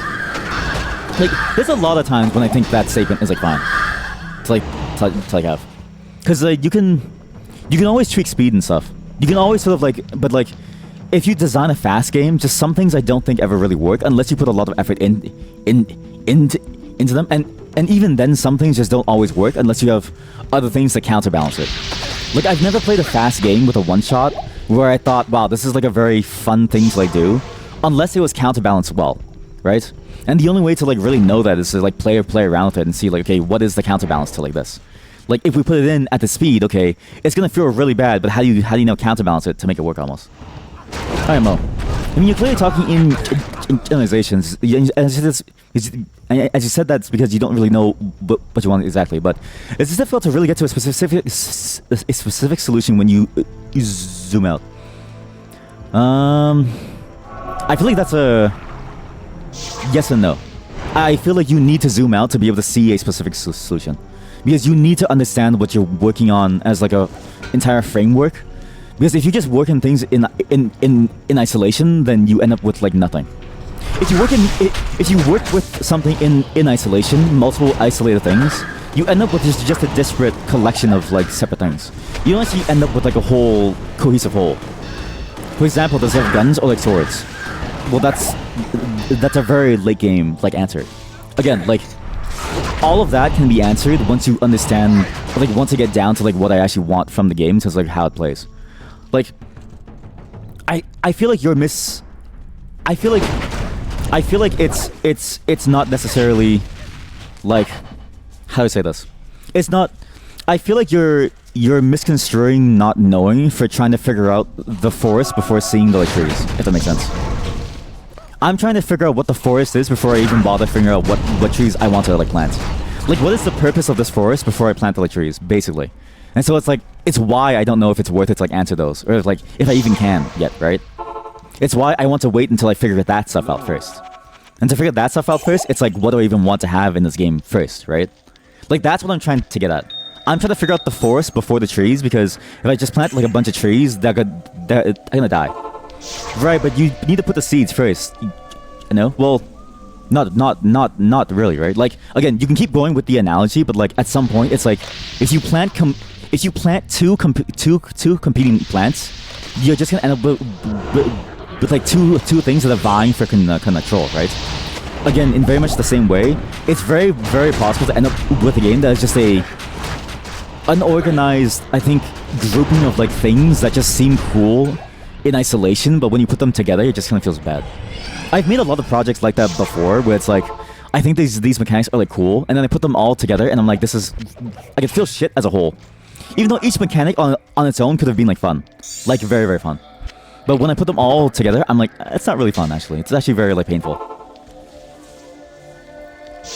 Bring in a lumberjack. I mean, you usually trim things most of the time. I mean, it's fair, right? Yeah, exactly. But it's like, you don't but you don't cut down the entire forest. I'm trying to get to the point where I even know that I would even want these things in my forest. Because what's the point of building something and then like cutting it all down just to build something else over and like over and like over, right? Like you can figure out a lot in the design phase, but I feel like you're trying to get down to the idea of like what are the specifics when I'm still trying to figure out what is the general forest that we're going for. Because again, genre and stuff, that's all very. I feel like that's all very specific still. Like even that stuff is still very specific to what I'm trying to get at. I'm still trying to figure out like how you would even begin to start to do this idea of like skill based without needing crazy hands. That isn't. The only thing that I know for sure is that it wouldn't be a puzzle game and it wouldn't be a turn based game. Those are the only two things for sure. Because those are easily solvable, right? When the game is slowed down to like literally 0 speed, it's very easily solvable. Because all you need to do then is just have things be balanced around like not one-shotting you or something and like having counterplay and stuff like things. It's very easy. It's at least real time. But also just understand the generalization / outlooks of it. Yeah, I mean, the only thing to really understand is that those are the only two things that I want, and the rest I have no clue yet. So, but that's basically it. I mean, that's pretty much it. It's really only those like there. Other than that, I still have no clue how to make it well. Like I still have no clue what genre would even work for it, what speed would work for it. But it's like you could still figure it out once you figure out exactly what it means to figure out like what is a decent control scheme that isn't too complex. Like how do you even map something? So yeah, I'm just trying to figure out like that stuff first. Wait, so it shouldn't be real time? No, it should. No, it should. But again, that's the thing, right? It's like how do you figure all this like stuff out? I still feel like the only way to like know is if you have very concrete mechanics to like play with to even know, right? And the only way to have like a concrete mechanic is to at least boil it down to its very simplest form. Because most games you can boil down to a very simple form of like, you know, like the whole example I gave before of like every game is basically just a health bar. One side is minus, one side is plus. And then you know you like add things that give each side options to do to make their side go up or down faster. That's basically every single game.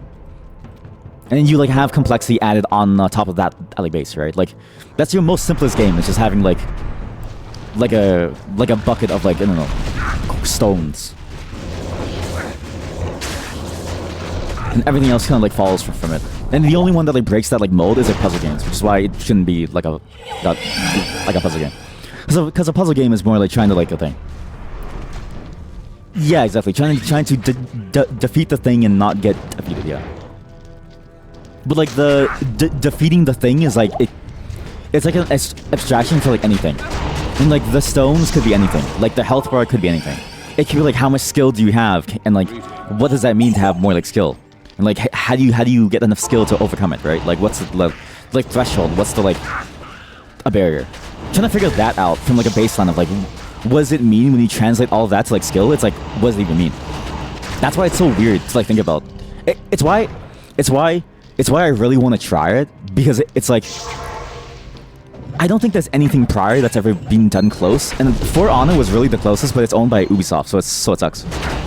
So it's like it's really hard to get to the point where it's like how do you even start to think about that and like divorce these like concepts from each other to get to a level of like, you know, what I'm trying to get at, and is it even possible, right? I still think it's possible. I just don't think it's very obvious how. Because if it was obvious, I think somebody would have made it and I would have heard about it at some point. Just how. But yeah, if For Honor wasn't owned by Ubisoft and it was developed a lot better, yeah, it would probably be like that. It's surprisingly close. Very surprisingly close. I am sad that the game... Actually, is that game still even like good though? You feel like you haven't really conceptualized enough of an idea for a game though. Like, obviously you have an idea. I mean, I guess what's your definition of a game? Is your definition of a game the genre, the viewpoint, the style of the game? I feel like those don't all... I feel like that isn't really necessarily the things that make a game. Like, because you can always change those, right? Like, we have that now. And, like, we have that now on the market. Of, like, every single game that's in a genre is just variations of, like, a style of, like, a thing. And like some added or changed mechanics, but they mostly follow the genre, right?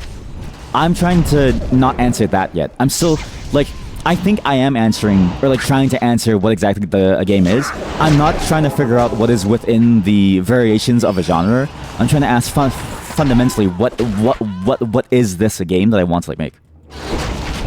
So I think I am. I think you're just. I think maybe it's conflating the idea of like, you know, the variations within a genre with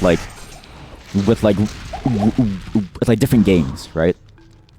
Game equal idea and the form in which it is conveyed usually through electronic devices. I mean, you're right, but like, then how is the idea not that then, right? Like, if you go at it like that, then I think it is, then I think it is being like answered. I think it is. It's just a very, very like, you know, rough answer, and it's a very, very sort of like not high level, very abstract answer, because like it has no, like it isn't rooted in like any genre yet. That's kind of the weird thing. It's like an idea, but it's not rooted in like any genre, because like that stuff doesn't really matter. Like you can have skill-based elements in like any game, basically. And so it's like, what does it mean to have a skill-based element? Is what I'm trying to like get at. Like, what is like the skill-based element that I feel most happiest with, that actually feels good to play with for like anybody, basically.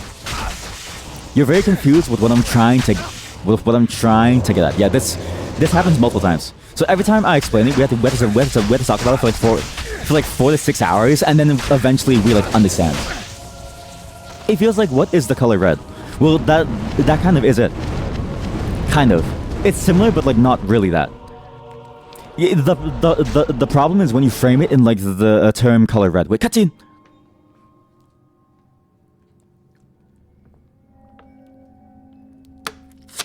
Shit, did I skip the Act 3 cutscene? I think I did. I think I skipped the Act 3 one. God damn it. I did as you told me, Tyrael. Okay, so in Act 3, he freed Tyrael, who ended up being a Baal. And then he found these three, and then he was told by Tyrael to like go through and like find them. My companion. And now the guy who was guiding him is actually Diablo, who is the prince of the first game. Oh wait, the volume's low. Yeah, here we go. Oh, also, this is why I think they're making Mephisto be the main character of Diablo 4. Like the main sort of like storyline basis for everything. Because he's the only one that didn't have any storyline at all. Diablo and Baal have had many different storylines for them throughout the entire series. Baal with this one, Diablo with all of them. Mephisto has never had his like time in the storyline, ever. And the evil that was once vanquished shall rise anew. Wrapped in the guise of man shall he walk amongst the innocent, and terror shall consume they that dwell upon the earth.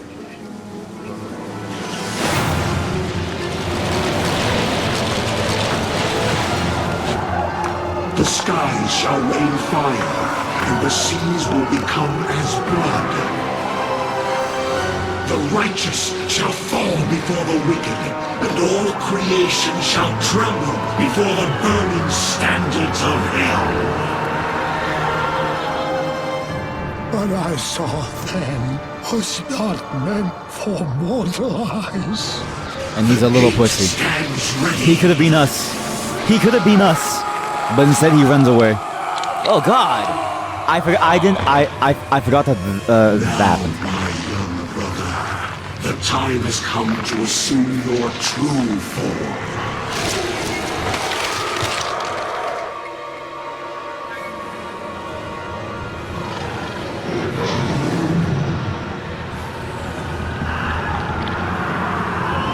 Arise, Diablo,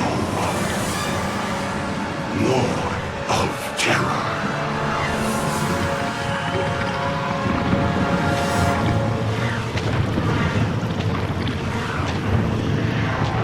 Also, one of the things like to note, if you look at Baal here in the background, he looks completely different to his final form in like the actual like expansion.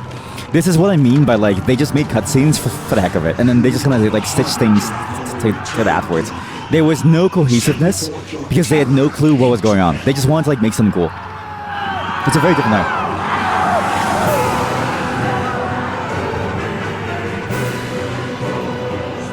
Like Barrel looks very puny here, but he's actually terrifying.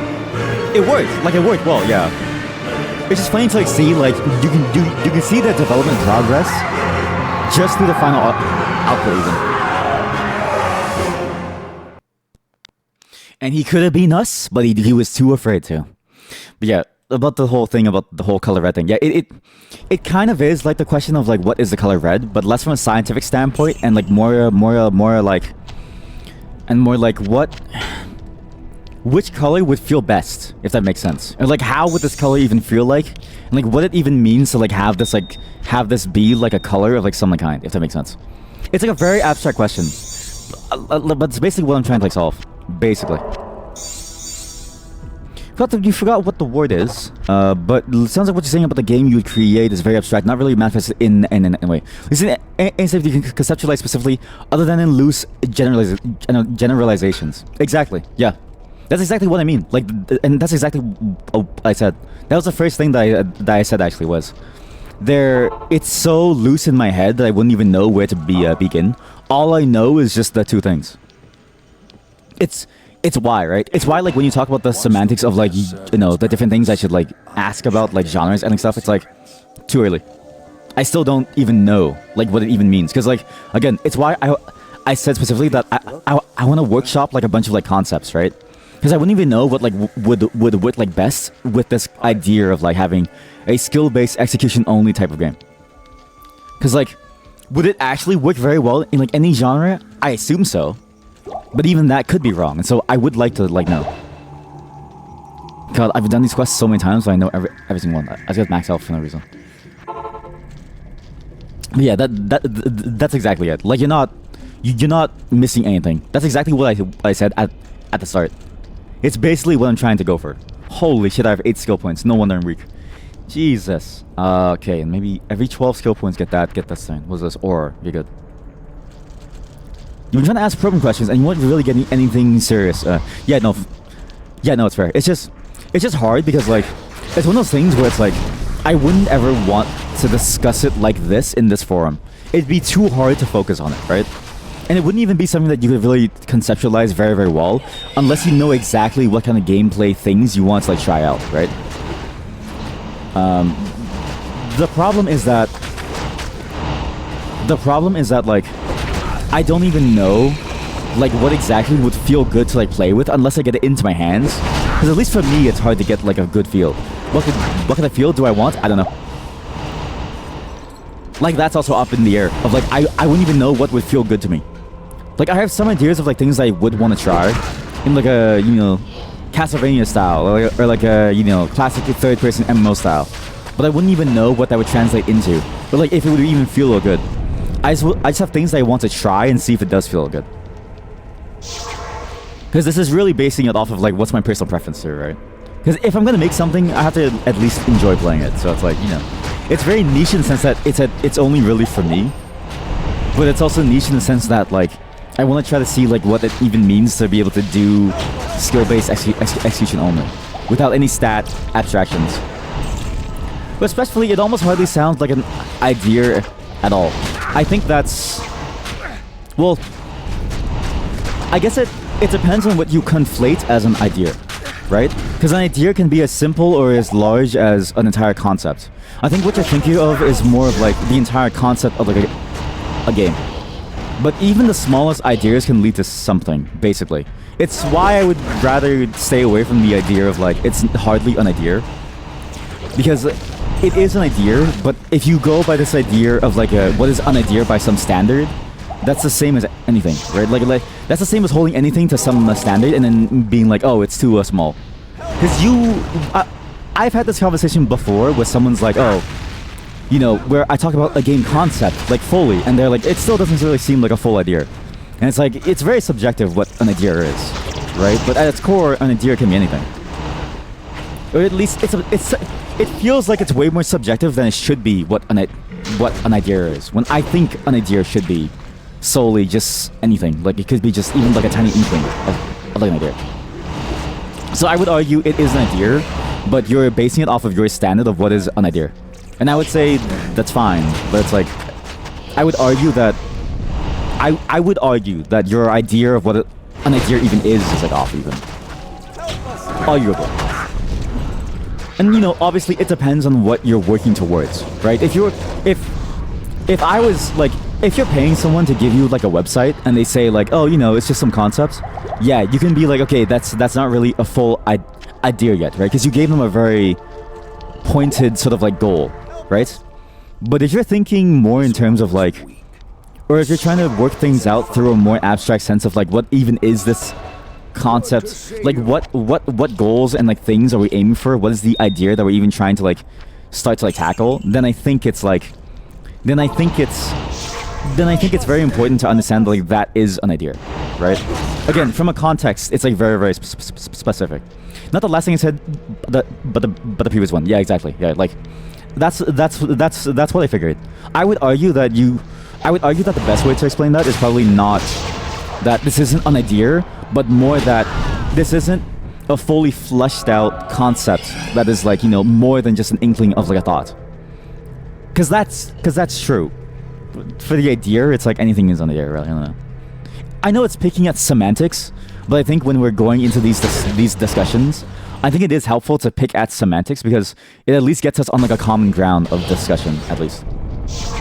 Like the whole thing of me using skill multiple times versus, and like trying to be like, oh, skill for both ability, like your actual in-game thing that you can do as like a mechanic that I have to code, versus like your player skill and your ability to like use it, right? It's like stuff like that, right?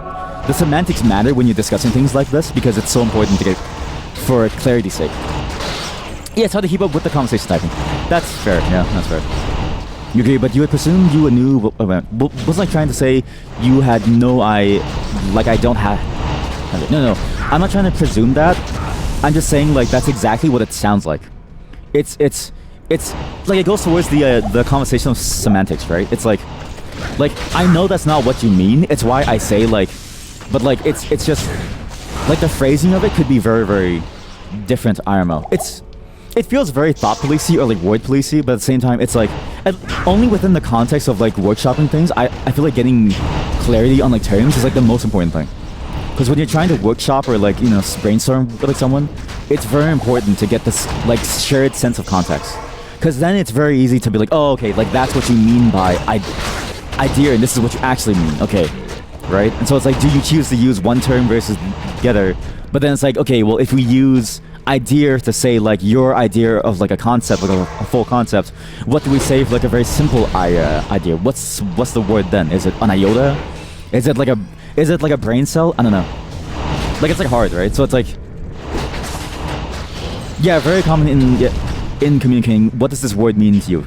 Exactly, yeah. And I prefer to expand the complexity of words per the complexity of meaning and how much they intend to hold, versus shrinking words down to mean more things using the same word.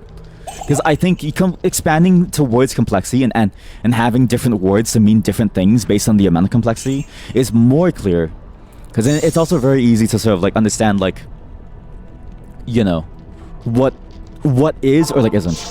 You know what I mean? I mean, it's also hard to read tone, but you hope you're not coming off as combative or anything along those lines. No.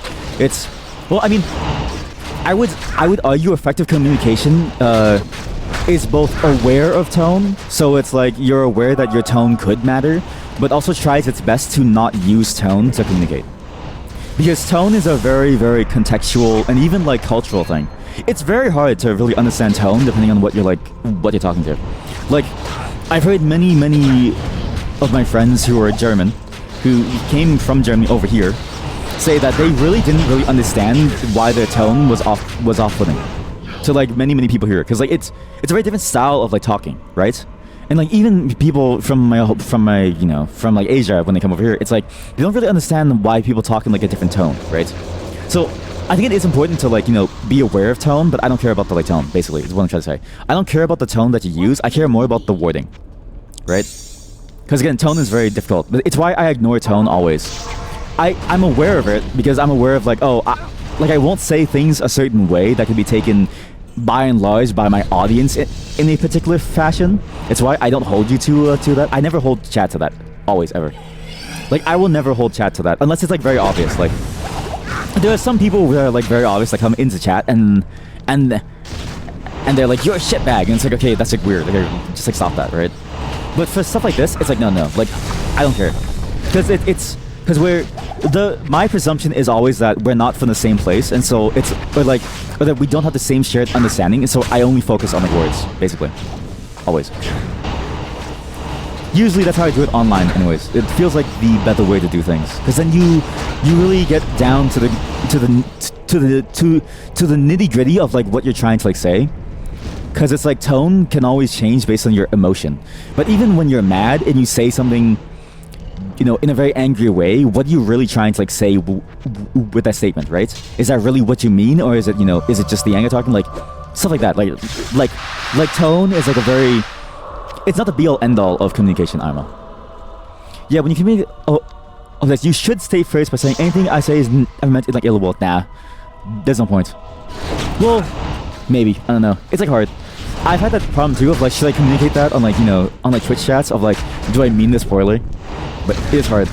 But for here in general, just assume that I'm cool with you guys, as long as, because like there's some overtly bad stuff. Okay, we've had some racist people show up on like stream. You haven't seen any of them because I banned them instantly. I save all of you. Yep, I'm a good streamer for you all. Type thank you daddy in the chat if you agree. But other than like that, other than the very obvious things, even saying things like, you know, you're a shitbag, if it's not like a funny moment, like it's very easy to read tone even online. I don't know, very, very easy. Then I would say here you don't have to.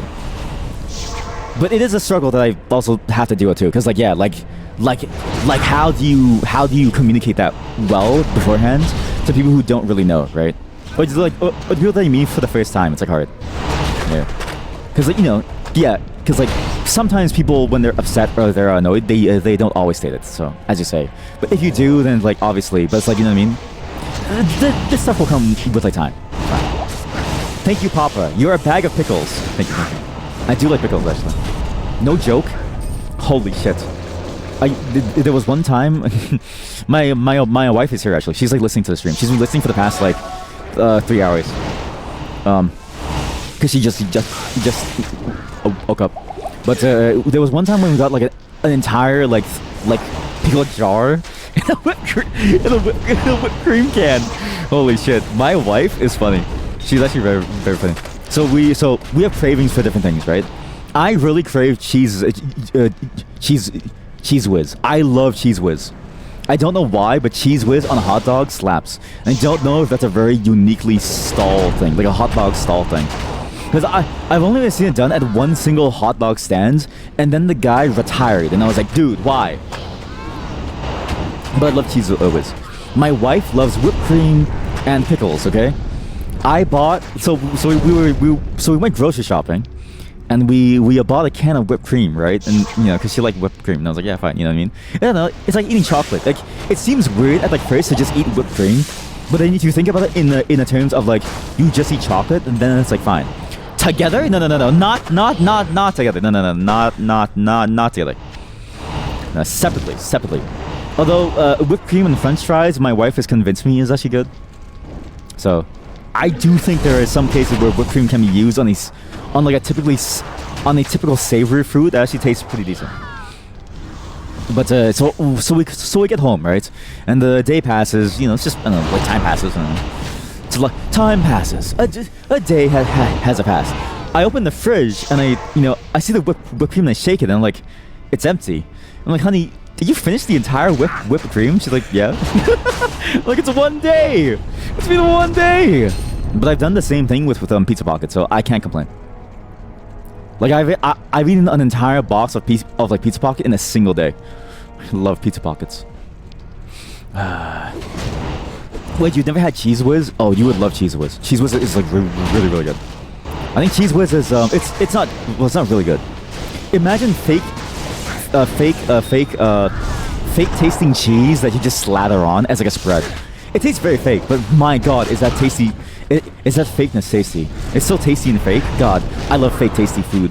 Yum yum yum. Oh wait. There's a new emote. There's a new emote from 7TV. I don't know if you guys have it. I can't find it. Just like search it. It's called Yum So Good or like something. Whoever has 7TV, you can now do the NPC face when they get into an NPC mood, talking about NPC topics like food. Yum yum so good. That is her new nickname. You know, like you are like a crumbly cheese. I do too. Yeah, I hate the creamy cheeses. I don't know. Like I like creamy cheeses sometimes, but I'd rather prefer like a feta cheese or something, right? Where it's a like flavor or something. Gordon's still in the corner. Yep, he's in timeout. He failed to be my lore, so I shrunk his glasses and his headband. You know what? I'll shrink it some more. I'll shrink it some more. How small it is. It looks so funny. It looks like he's like peering in. Like he's like, imagine he's like very, very like, is it nearsighted or like farsighted? Wait, he's gonna go bald. Wait. I have an idea. Oh my god. No, Gordon, no. Go back. He was sorry, he almost fell over. Sorry, he almost fell over. Sorry, I almost fell over. Wait, sorry. I only want to rotate this thing. Okay, good. Wipe your dirty mouth, Gordon. Wipe your dirty mouth. That's all the shit talking you say, Gordon, in your goddamn restaurant. That is her new nickname, though. That's funny. Yeah, it could be. What's my most random combination of foods that I like? Orange juice and apple pie for you. Wait, okay, is that random though? I feel like that's like good. Like it's a lot of sugar, but I feel like it's good. Unless you mean you like dip it, then yeah, that's like weird. I would probably do. I don't know. I don't know. Yeah, what is a good one? I don't know. Oh, okay. So you don't dip it. Okay, I thought you were dipping it inside the OJ, like it's like a. It's like the bandage looks odd. Oh, you're right. Oh, yeah, wait. Let me kill Diablo and then I'll like fix it. Oh god. I love the mercenary sounds when he's like crying. He's like.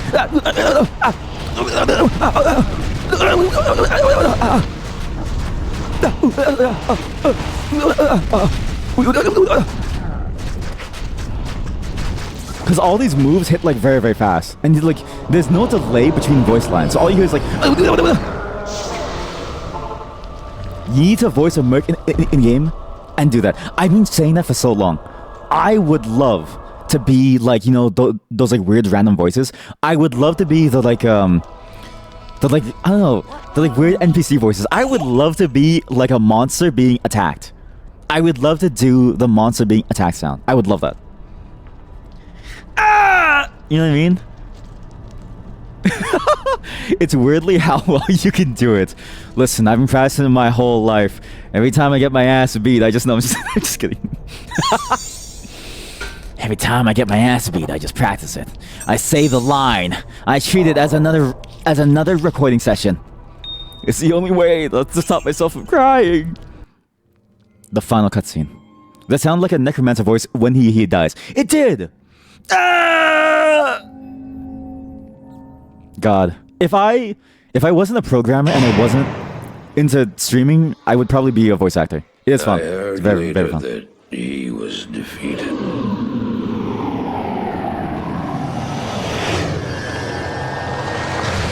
that the soul stones were destroyed in Hellforge. What if I never did that quest? All except one. All except one.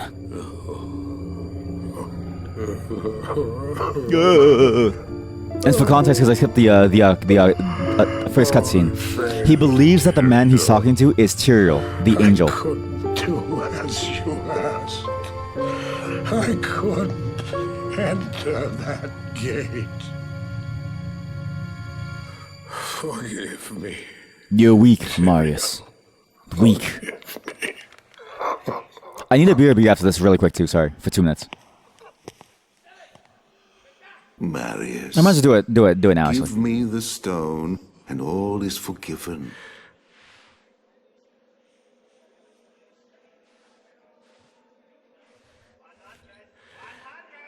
Give it to me, Marius.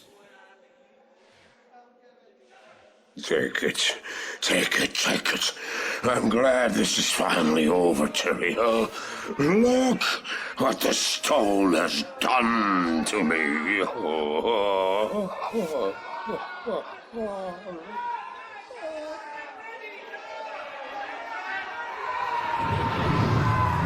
You haven't failed, old man. You've done exactly as you were meant to do.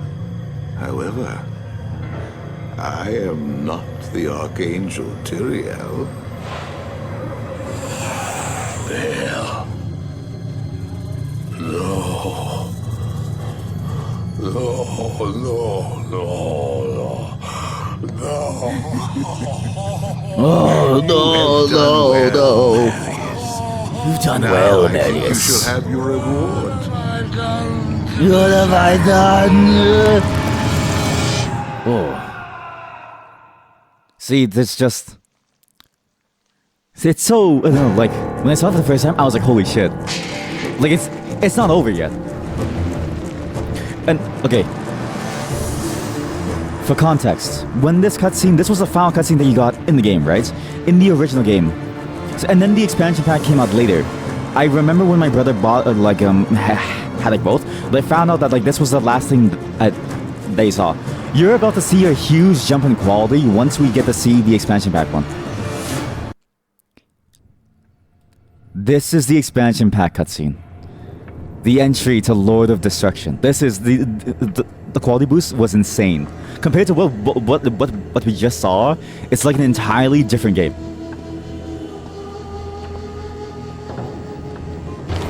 Bill! He just said exactly like, Bill! Bill! Again, there's no cohesiveness. There's none. You gonna see Bill look very, very different.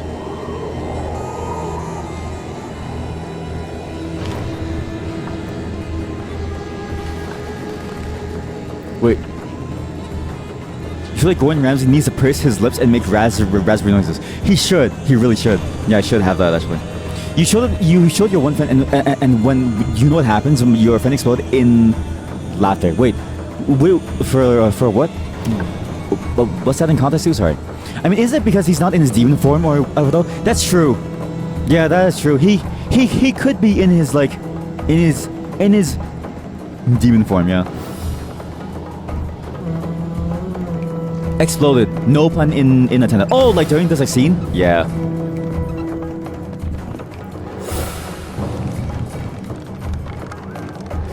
I've seen Carbot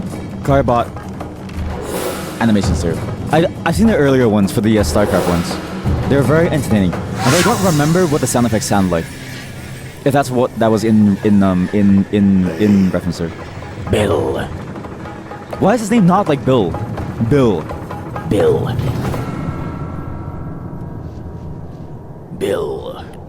Again, I can't believe they just locked him outside. It's just weird. It's like, why?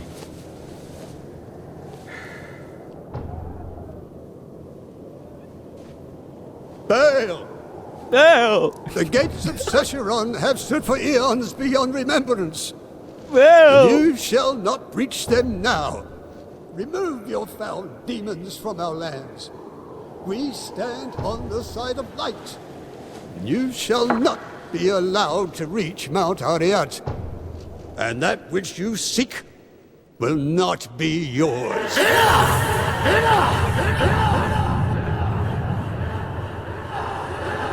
Surprisingly very good scene, like sound design as well. Very interesting choices to be made. Like it really sells the scale of like what of like where they are. I shall take your position into consideration.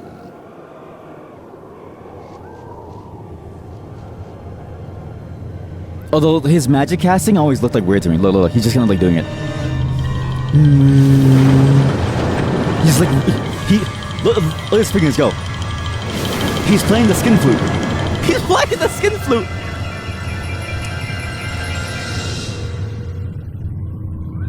I'm gonna play a skin flute.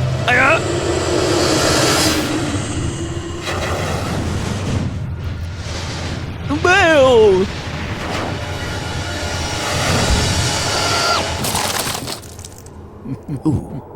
Well, it seems your terms are not acceptable.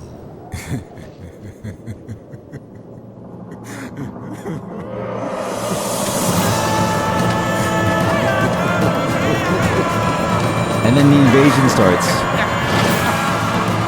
And then it just goes right into the expansion. Again, the quality difference is like immense. Like even the tower work for Act 5, I think is fantastic compared to the rest of the game's like content. Like it's the music, the sounds, everything in this like level is very, very different. And you could tell too that they had time to like cook features that they probably would have had in the base game more of. You find random barbarians fighting for their lives. Like it's the whole thing feels much more tight as a full experience here. It's a very interesting evolution of like what they've been doing. The Diablo 2 card bot dimensions are hilarious. If I played Diablo 2 back in the day, they'll be so funny to me. Okay, I'll be sure to check this out as well. You can tell he's very confident by his shaky voice. Yes, exactly. Like smelling some good smelling food. Yeah, exactly. With his nice little shaky hands. Honestly, magic spellcasting is just funny. And his like face, Barrel's face, just he constantly, he really does just look like he's always smelling something. And like it just looks like he's like sniffing something. I don't know. He could be a chef or something. I don't know. He just looks funny. Now, we've already gotten this far, but listen, we've been streaming for like 9 hours. I probably do have to call it here. I was thinking maybe I should play more of it, but we've been playing for a while. Okay, I do want to play more of it. We'll finish the entire campaign eventually, but it'll be for like a very later stream. I just want to take a nice deep dive back into past history here. Okay, so let's just call it Diablo 2 here. It's a good thing that we switched classes. It didn't take us too long. If I didn't switch classes, we probably would have stopped here as well. So we didn't miss too much. Again, Median Excel. I'm surprised whenever mod teams do such a good job, right? I think mod teams deserve more credit for keeping games alive, right? Because Diablo 2 as a base game is great and all, but like at some point you get so bored of it, and yet I imagine Median Excel must have kept a lot of people's attention on the game, on the space, even on the IP for a long time, right? Because mods, even though they're their own thing, you still feel that connection to the base game itself because it's not like they're making entirely new mechanics. You're still working off of the same framework, right? So every time I play like a really cool like mod, I have to give my hats off to the mod developers. They always do something. They work magic, right? And I remember very early on they had dev logs for the Median Excel mod sort of like development. They basically had to reverse engineer the entire engine just to be able to add all these new like features, and that's impressive to me. To do that for such an old like game, you can really tell the amount of passion that's there. And it shows too. It shows too in like a game design that feels very cohesively fun. Like as a summoner, it feels no different from like a regular base, like I don't know, Diablo 2 summoner. Like it still feels very interesting, which I really like, right? It just feels like evolutions of the same thing with like tighter combat patterns, right? Again, Path of Diablo is Diablo 2.5. This feels like it's its own style of Diablo, but it still does feel like it has the core DNA in it. Not necessarily the same core gameplay elements, but at least the same DNA and feeling of how these classes end up playing out and the kind of builds that you can get into. It's fantastic. And I've enjoyed playing these old games, but time to let the past stay in the past and time for us to move forward into the future, because it's 2024, baby. That's exactly why I'm doing this today. Thanks for watching Diablo 2 Median Excel.